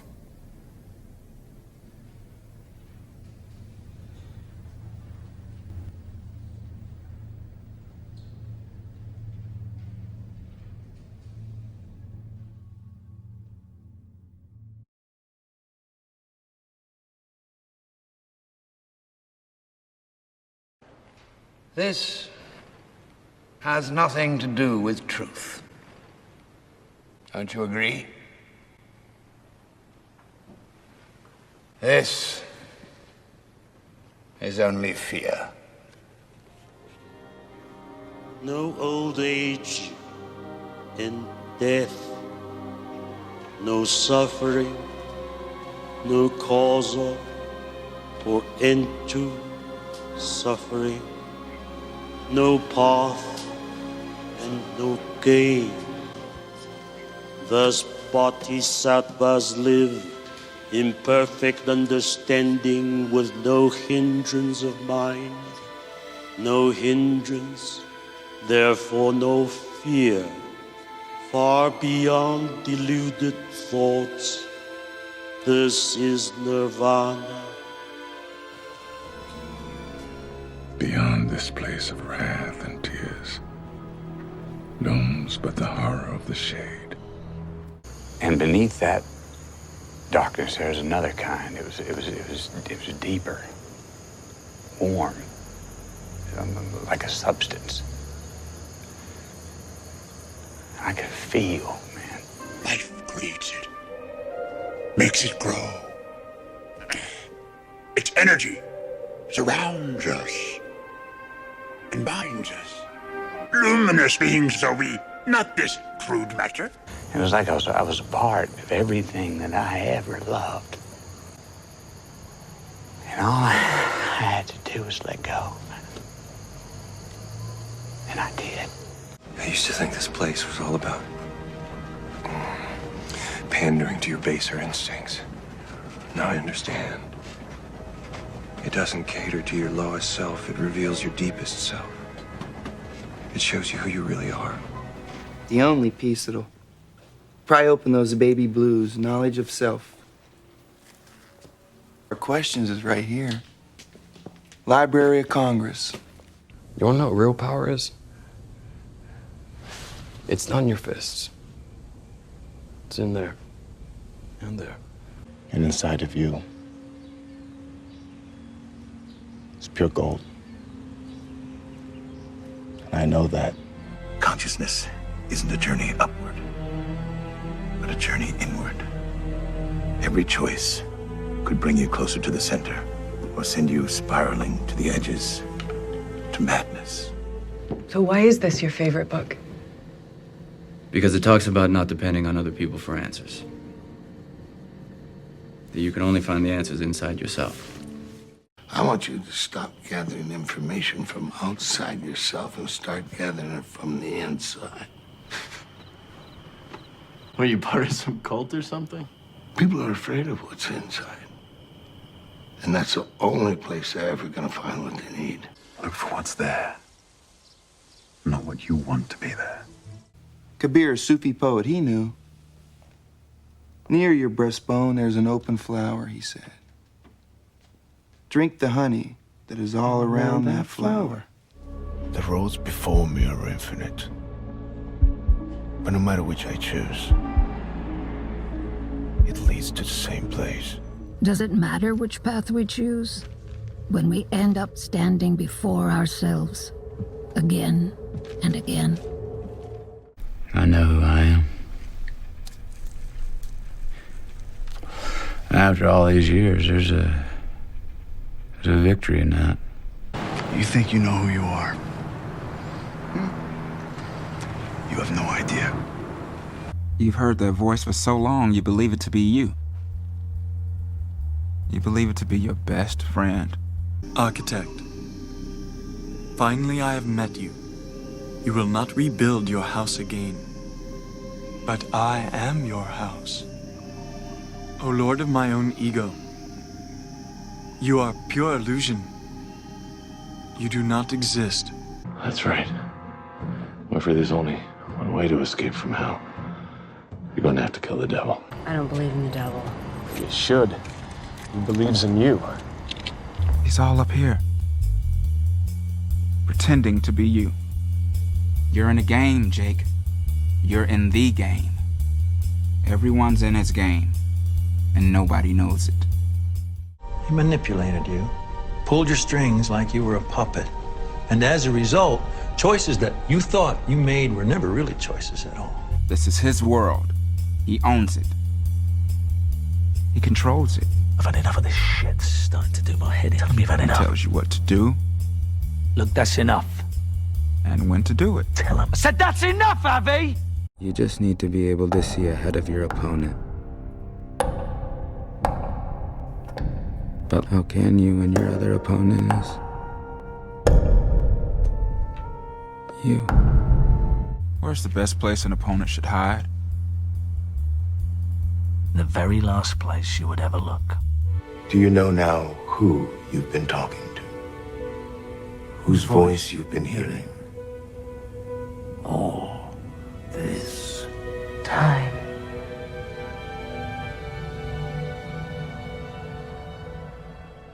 You can't win this one without me. Oh, no, no, no. I am you. The greatest con that he ever pulled was making you believe that he is you. You ain't me. I am you! You're not me. Wherever you don't want to go is where you will find him. What is it that you're afraid of, Mr. Green? Your intellect has taken you far in life, but it will take you no further. Surrender, Stephen. Silence your ego, and your power will rise. Take the board. Play yourself. Practice. Who knows, you might beat yourself. Put your right hand in the box. What's in the box? Pain. He's hiding behind your pain, Jake. You're protecting him with your pain. Embrace the pain, and you will win this game. An animal caught in a trap will gnaw off its own leg to escape. What will you do? As you adequately put, the problem is choice. But we already know what you are going to do, don't we? Seek and ye shall find. Knock and it shall be opened unto you.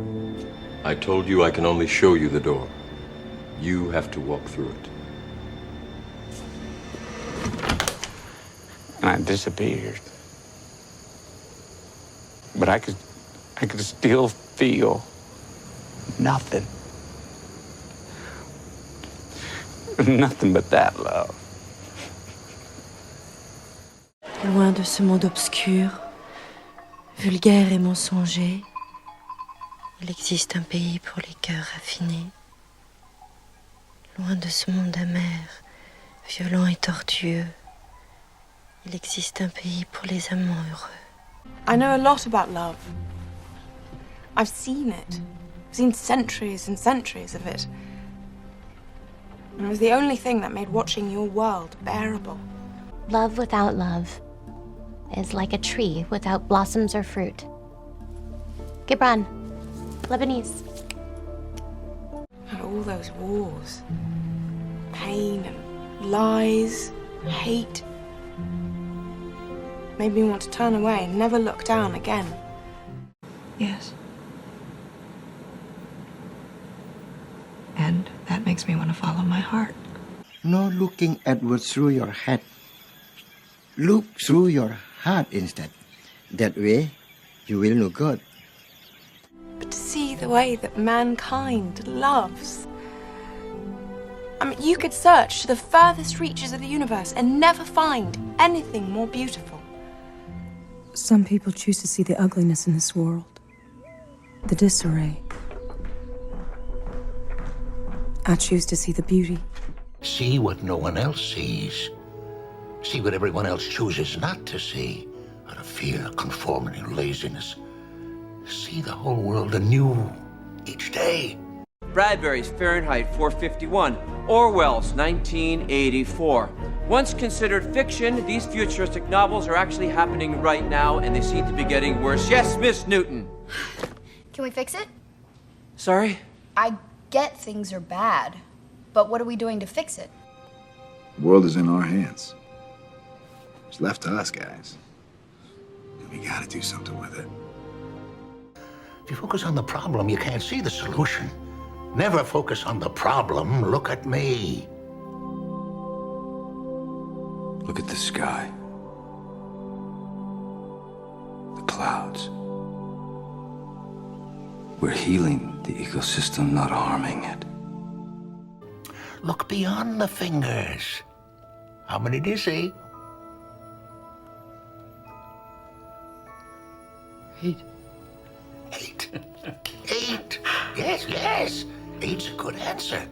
Maybe I can turn this into a place I could dream of escaping to, instead of escaping from. Of escaping from.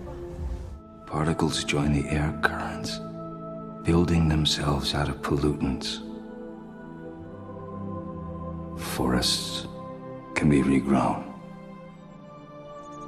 Water so pure, you can drink out of any river. This is your dream. Show me the heart unfettered by foolish dreams, and I'll show you a happy man. But only in their dreams can men be truly free. 'Twas always thus, and always thus will be.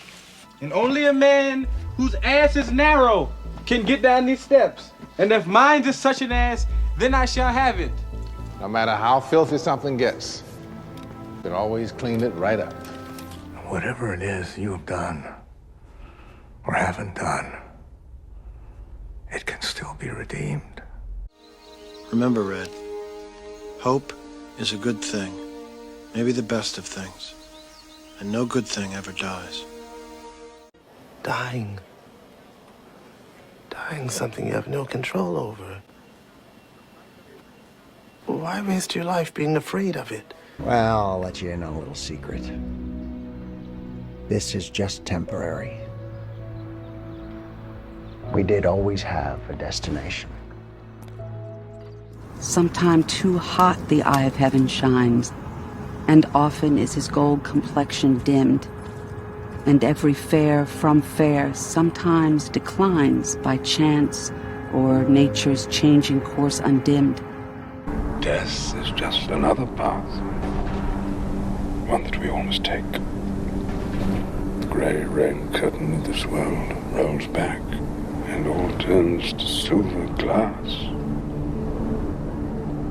And then you see it. I believe death is on your door. When it closes, another opens. I still have that feeling. It's like a sense that there's this whole other reality, you know? That there's real reality, but we can't see it. What is real? What mysteries lie beyond the reach of your senses? The root of existence, mind and matter meet. Thoughts shape reality. What? Gandalf. See what? White shores. And beyond. A far green country. And a swift sunrise. Place where we all go can't be bad, can it, girl? A place where the soul exists apart from the body. Why are you doing this to me? To show you just how much you don't know. Now, the cup is no longer a cup. But what is the tea? Still tea. Exactly. If you lost all your limbs, wouldn't you still be you? I'd still be me. So, what is the me? My brain, I suppose. Your brain. Your brain is a body part. Like your fingernail or your heart. But it's still tea. Like the mind after death. Nothing ever truly dies. The universe wastes nothing. Everything is simply transformed. Why is that the part that's you? Because I Sort of a voice in my head. The part of me that thinks, that feels, that is aware that I exist at all. So if you're aware you exist, and you do, that's why you're still here. There is no scientific explanation, but I have a theory. I believe you could not be fully erased because the people who care about you would not let you go. And you would not let them go. I believe you call it love. But maybe we've spent too long trying to figure all this out with theory. You're a scientist, Bran. It has to mean something. Love has meaning, yes. Social utility, social bonding, child rearing. We love people who have died. Where's the social utility in that? None. Nor shall death brag, thou walkest in his shade, when in eternal lines to time thou growest. So long as men can breathe and eyes can see, so long lives this, and this gives life to thee. No isn't so bad. No, it isn't. What's wrong with death, sir? What are we so mortally afraid of? Why can't we treat death with a certain amount of humanity and dignity and decency and, God forbid, maybe even humor? Death is not the enemy, gentlemen. If we're going to fight a disease, let's fight one of the most terrible diseases of all, indifference. Do not pity the dead, Harry. Pity the living. And above all those who live without love. We must die. But at the right time.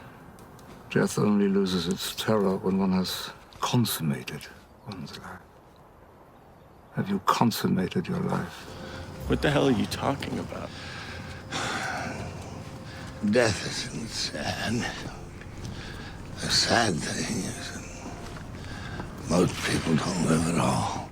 You feel so lost, so cut off, so alone. Only you're not. Who do I have? Me, you dumb shit! Can you see me? I'm right here in front of you. Hi. Hello there. I see you. You see me?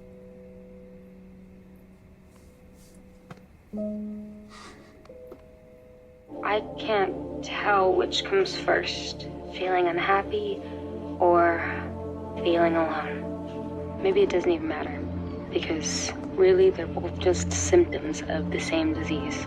The illusion that we're in this thing all by ourselves. See, in all our searching, the only thing we've found that makes the emptiness bearable is each other. It's not all about me. And even though I'm in pain, it's worth sticking around to maybe make my little corner of the world a slightly better place. So I guess this is where I tell you what I learned.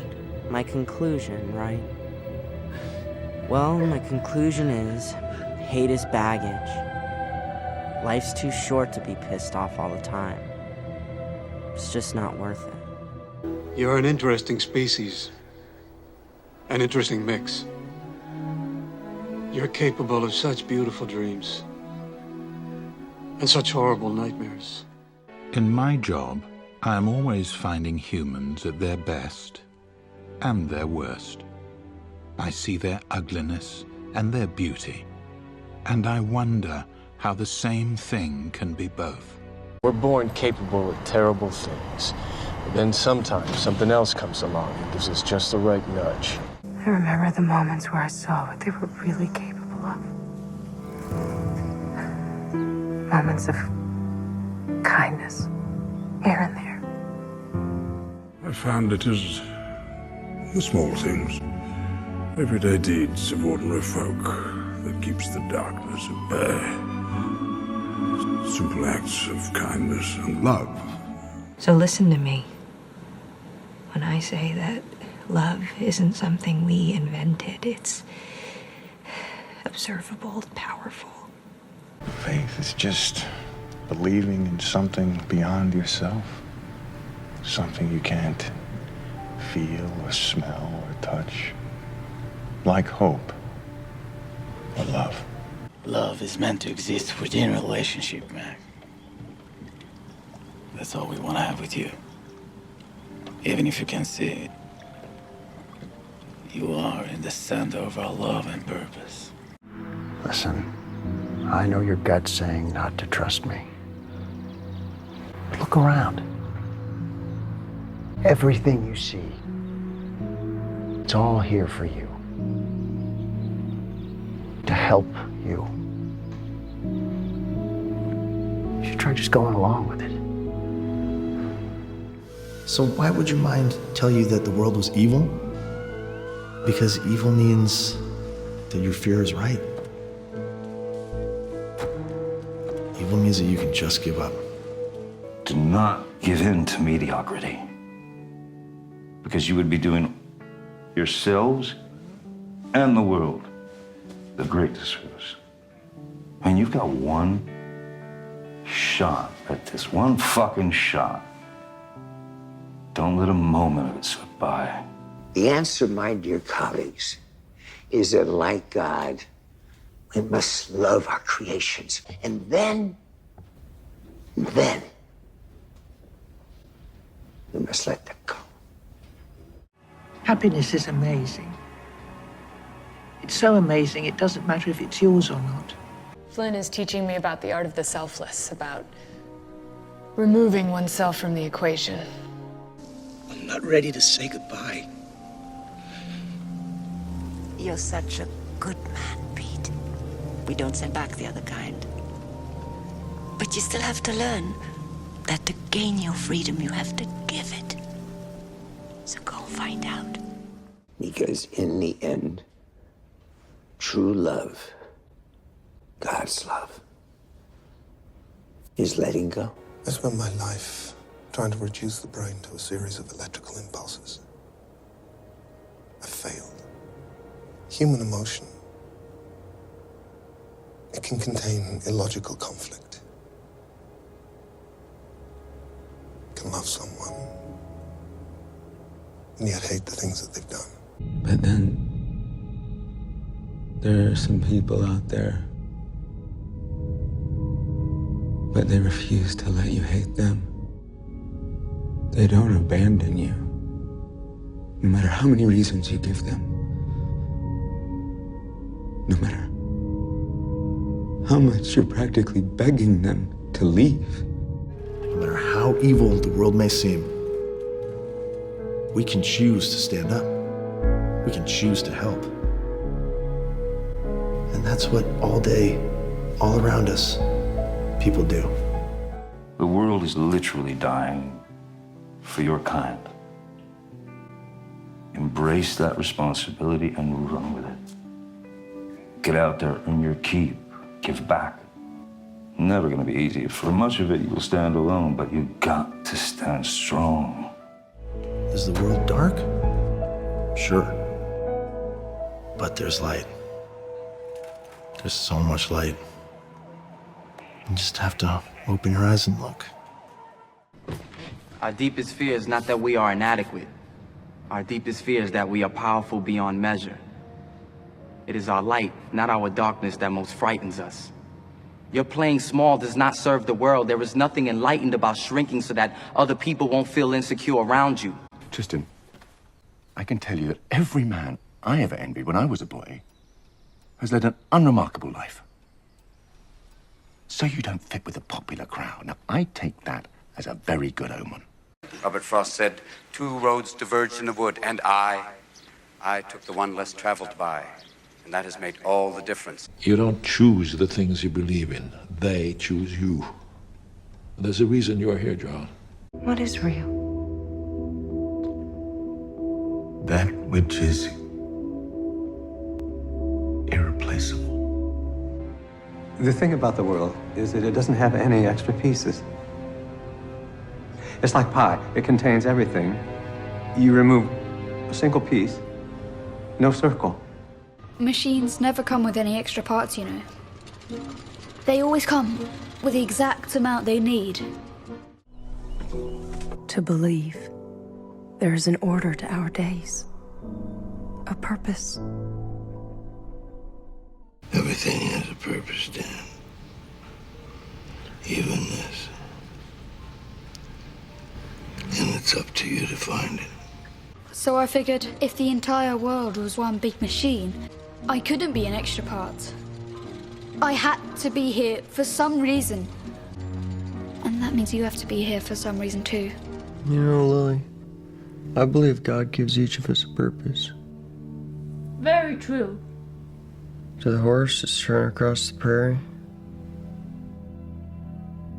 For a cowboy, it's to ride. There is no proof that there is some magical spirit. How many senses do worms have? They have two: smell and touch. Why? They live without any ability to see or even know about light, right? The notion of light to them is unimaginable. Still don't know what reality is. So then how do we know what's possible and what isn't? We humans, we know that light exists. All around them, right on top of them. They cannot sense it, but with a little mutation, they do. Right? Correct. As a scientist, I like to believe that nothing just happens, that every event has some meaning, some sort of message. You just have to be able to listen closely enough to hear it. Perhaps some humans have mutated to have another sense, a spirit sense, and can perceive a world that is right on top of us, everywhere, just like the light on these worms.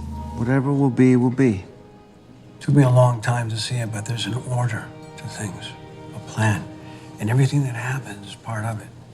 Including you. Well, what if it's real? I don't want to sound stupid, I don't want to sound naive, but he says it's a conspiracy. You say that it's a prank. You say that it's a game. What if it's something real?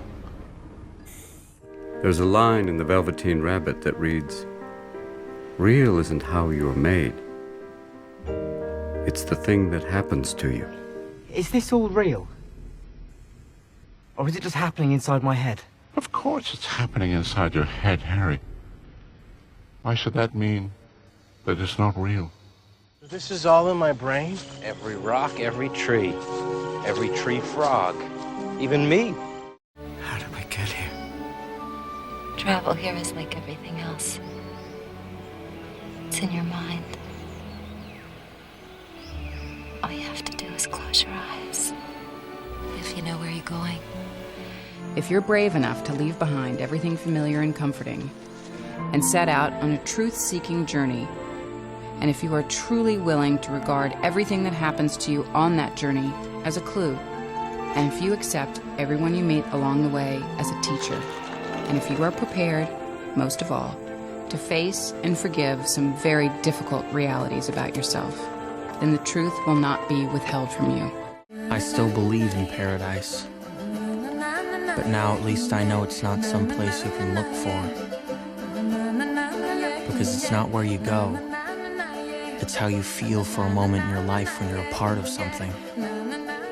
Journey is what brings us happiness, not the destination. I find I'm so excited I can barely sit still or hold a thought in my head. I think it's the excitement only a free man can feel. A free man at the start of a long journey whose conclusion is uncertain. I don't know what to do. I guess you'll have to find your way like the rest of us, Sonny. That's what it means to be free.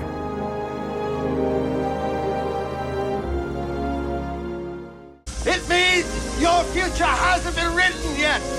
No one's has. Your future is whatever you make it. So make it a good one. Both of you. Our future is up to us. And I know what I have to do now. I gotta keep breathing. because tomorrow the sun will rise. Who knows what the tide could bring? Nietzsche is right.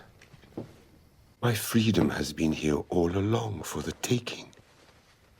Now is my last chance. This is my one and only life. You were right. Freedom is not just a dream. It's there, on the other side of those fences we build all by ourselves. Up until then, life had been this series of unfulfilled promises. Work hard and you will be happy. Do the right thing and good things will come your way. So naturally, we kept expecting someone to show up and take it from us. There are two paths you can take, Enola. Yours, or the path others choose for you. Yes. Life sentence. So what? I will do what needs to be done, even if they hate me or love me. You have to be solid, so that it makes no difference what they think. Things will happen to you, things that you cannot control. A raw emotion will find you when it does. What you do will define who you are. Il y a ce que la vie t'a donné et ce que tu en fais. Ce sont les deux forces qui font ce que tu es. For what it's worth, it's never too late. To be whoever you want to be. There's no time limit. Start whenever you want. You can change or stay the same. There are no rules to this thing. One may transcend any convention, if only one can first conceive of doing so. We can make the best or the worst of it. I hope you make the best of it. I hope you see things that startle you. I hope you feel things you never felt before. I hope you meet people with a different point of view. Because in the end, the only way that we can measure the significance of our own lives is by valuing the lives of others. We're so convinced of our separateness, but what lies within us is all drawn from the same source. The water in here is the same as the water in there. If each new life is a chance to build on what was, a chance to press forward to the best of what could be, Go, go, go! why will some of us have to pick up the sword and fight again? We are not enemies, but friends. We must not be enemies. Though passion may have strength, it must not break our bonds of affection. The mystic chords of memory will swell when again touched, as surely they will be by the better angels of our nature. But the real lesson is when we realize that perhaps the containers too are made from the same stuff.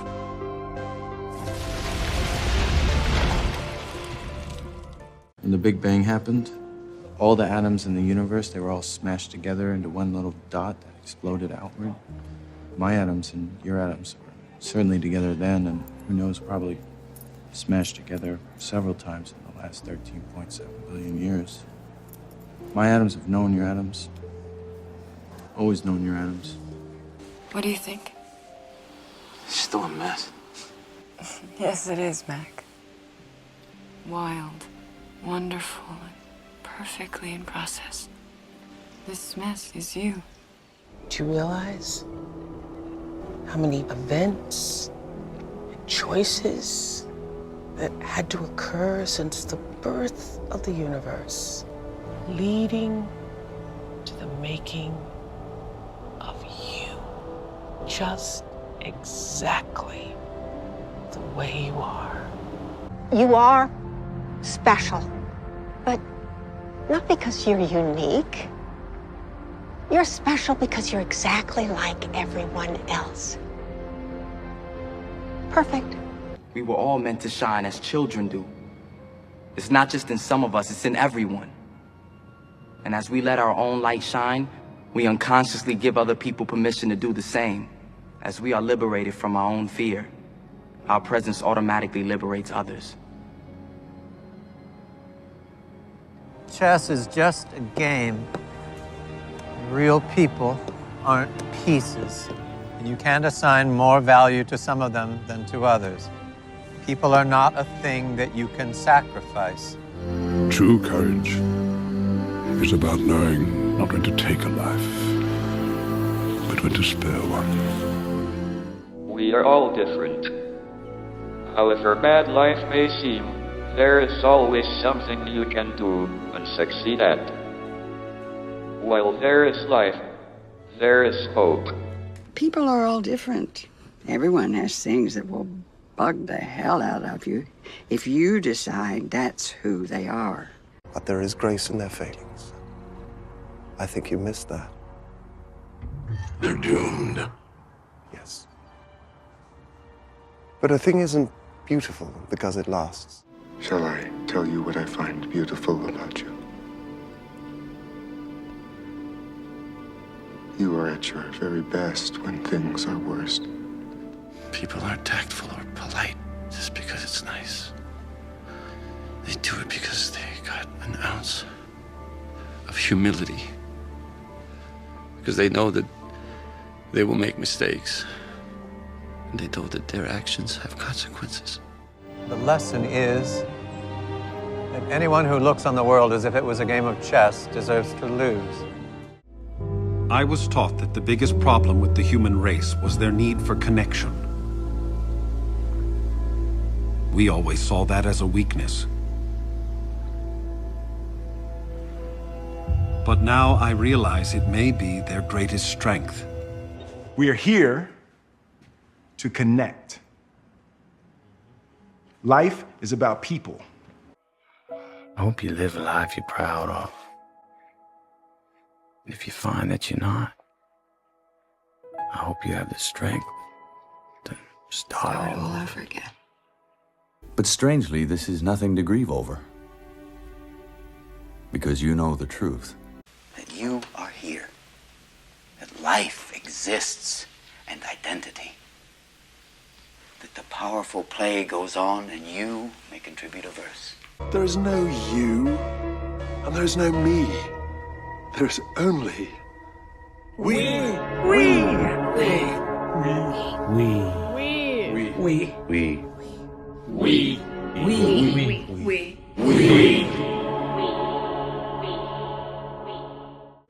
Everyone looking for salvation by himself.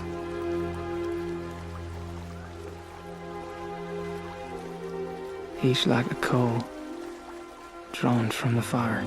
I understand now that boundaries between noise and sound are conventions.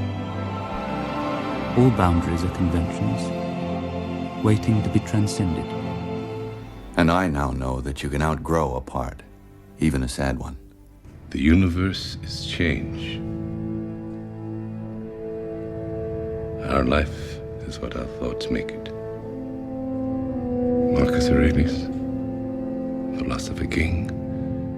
There are two wolves, and they're always fighting. One is darkness and despair. The other is light and hope. Which wolf wins? Siddhartha had seen the ultimate reality of all things. He had understood that every movement in the universe is an effect provoked by a cause. Okay, fine. Don't answer. Whichever one you feed. Good. Eat. Come on. Away from everything you know, everything you've ever been taught, by school or book or song or rhyme, you find peace, joy, kinship, harmony, even safety. Stock your mind. It's your house of treasure, and no one in the world can interfere with it. Fill your mind with rubbish, and it'll rot your head. You might be poor, your shoes might be broken, but your mind is a palace. From that moment on, Siddhartha was called the Buddha, the awakened one.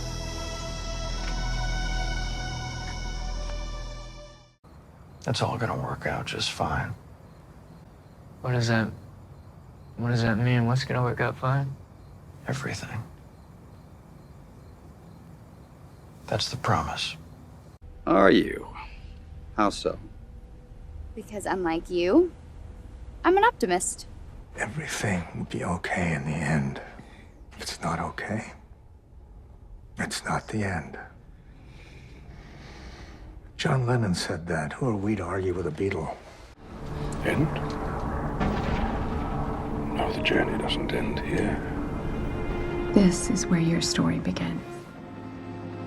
Despite knowing the journey and where it leads, I embrace it. And I welcome every moment of it. I mean, I look back on everything and it all somehow makes so much sense. It's as though it couldn't be any other way. It's all so broken, absurd. Yeah, it's perfect. Human life is difficult. But as this life is coming to an end, I consider myself lucky to have lived it. And I can't feel anything but gratitude for every single moment of my stupid little life. And yet, the menace of the years binds and shall bind me unafraid. But remember this, most important thing of all is to feel compassion for all beings, to give of oneself, and above all, to pass on knowledge, like the Buddha. It's what the word means. Spiritus, the divine breath. Inspiration. Inspiration. Yeah. And now it's your turn to give it back. That's how the whole thing works. If you think about the very nature of life, the sole purpose of life has been to pass on what was learned. Just like any simple cell. Strange is our situation here upon Earth. However, there's one thing that we do know. That man is here for the sake of other men. Above all, for those upon whose smile and well-being our own happiness depends. And also for the countless unknown souls with whose fate we are connected by a bond of sympathy. All those who are willing to face the darkness and bring the best of themselves to the light for the world. There's that lovely thing. A society grows great when old men plant trees, the shade of which they know they will never sit in. I got this argument stuck in my head. If everybody lies, then trust is not only unfounded and pointless, it's fictional. But trust is not an argument that can be won or lost. Maybe I just have to suspend my cynicism and believe. You got nothing to lose by just being honest and saying, hey, I just want to tell everyone I've got a crap in this bag and it stinks. Does it solve your problem? No, but at least you're all on the same team. Take out the trash, Dan. The trash is anything that is keeping you from the only thing that matters. This moment. Here. Now. You are too concerned with what was and what will be. Yesterday is history. Tomorrow is a mystery, but today is a gift. That is why it is called the present. Do you want to be here right now? Like, existence could be beautiful or it could be ugly. But that's on you. Why does this better life always have to be somewhere else? Why can't it be right where you're standing? Right here, today. The clock just keeps ticking down, and the lower that number gets, you realize how fucking amazing now is. The present is a miracle, bro. Knowing that as my death approaches, I'm impotent and insignificant, yes. Does not mean existence has no purpose. On the contrary, as death creeps closer, the value of life increases. You must learn to say yes, Joseph, but say yes to every minute of life. Huh? Be passionate. No, I don't want to be somewhere else anymore. Not waiting for anything new to happen. Not looking around the next corner, no, the next hill. Here now. Wait.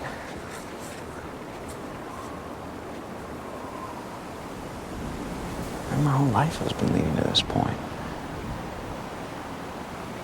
Maybe I'll get my chance to look behind the curtain. You're gonna die. You're gonna die. You're gonna die. So what I'm wondering is, why the fuck do we sort of float through this weird thing called life without living? Look, this thing, whatever it is, it's supposed to be fun. Don't waste it. You can't post-enjoy things. That's why people who film concerts on their iPhones are morons. Consider the possibility that every action you choose, Joseph, you choose for all time. Then all unlived life would remain inside you, unlived, throughout eternity. Do you like this idea? Live. Don't exist, don't simply exist. That's boring as fuck. Live, you know? Stir some shit up, fuck some shit up, fuck it right. The Latin term for that sentiment is carpe diem. Now, who knows what that means? Carpe diem. That to seize the day. That's why I can't say enough times. Whatever love you can get and give, whatever happiness you can filch or provide, every temporary measure of grace, whatever works. And don't kid yourself. It's by no means all up to your own human ingenuity. A bigger part of your existence is luck than you like to admit.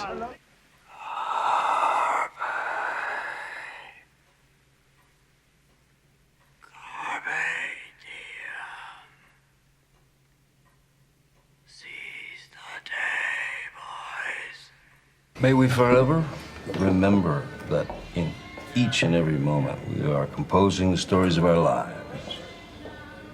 Let's aim to make it a meaningful read, or at least an interesting one. Yeah? So, what do you think you'll do? How are you going to spend your life? I'm not sure. But I do know. I'm gonna live every minute of it. I thought my dad was tough on me. And now, looking back on it, I just remember the good stuff. You know, he did drop the odd pearl. Yeah? Like what? No amount of money ever bought a second of time. There's never nothing going on. There are no ordinary moments. Don't let a moment slip by. Grab it, snatch it up, make it yours. Celebrate every moment. Celebrate every fucking breath. I'm telling you, life, it's a bird song. You can't change the world, but you can change yourself. I'll try harder at that as well. I'll stick around. What is the nature of time? Will it ever come to an end? Can we go back in time? Someday these answers may seem as obvious to us as the Earth orbiting the Sun. If we learned anything, we learned we're not yet ready to learn everything. To paraphrase an Earth physicist, the universe is under no obligation to make sense to me. The mystery of life isn't a problem to solve, but a reality to experience. A process that cannot be understood by stopping it. We must move with the flow of the process. It's hope. That's what I learned. Yes, we fail. Yes, sometimes we screw up everything we touch. But each moment we live is connected by a belief that the actions we take will next day, next life, add up to something more. Something bigger than yourself. Maybe it means something more, something we can't yet understand. Love is the one thing we're capable of perceiving that transcends dimensions of time and space. Maybe we should trust that, even if we can't understand it yet. The only thing that comes to mind is a poem whispered by someone in love hundreds of years ago. Unable to perceive the shape of you, I find you all around me. Your presence fills my eyes with your love. It humbles my heart, for you are everywhere. I'm unsure of the future, but I'm not concerned. I will live and love. Submit. Thank you for dealing with an unfortunate situation. Now we can resume work on our new narrative without interference. Your mind is a walled garden. Even death cannot touch the flowers blooming there.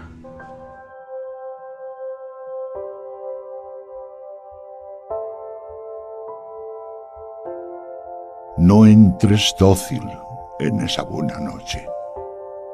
La vejez debería arder y enfurecerse al concluir el día. Enfurecerse. Enfurecerse contra la muerte de la luz. Aunque al llegar su fin los sabios sepan que la oscuridad es justa, ya que sus palabras no desviaron el relámpago, no entran dóciles en esa buena noche. Los hombres buenos, por ser los últimos, al lamentar lo mucho que podrían haber brillado sus obras frágiles, se enfurecen. Se enfurecen contra la muerte de la luz. Y tú, Padre mío, desde tu altura triste que maldice, bendíceme ahora con tus lágrimas feroces. Te lo pido, no entres dócil a esa buena noche. Enfurécete, enfurécete contra la muerte de la luz.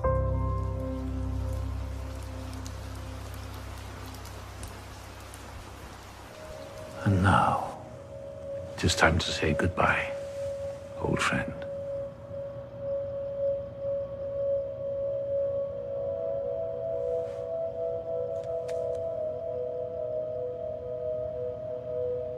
Good luck.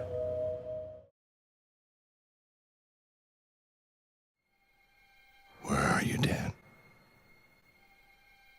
Here. What time is it? Now. What are you? This moment.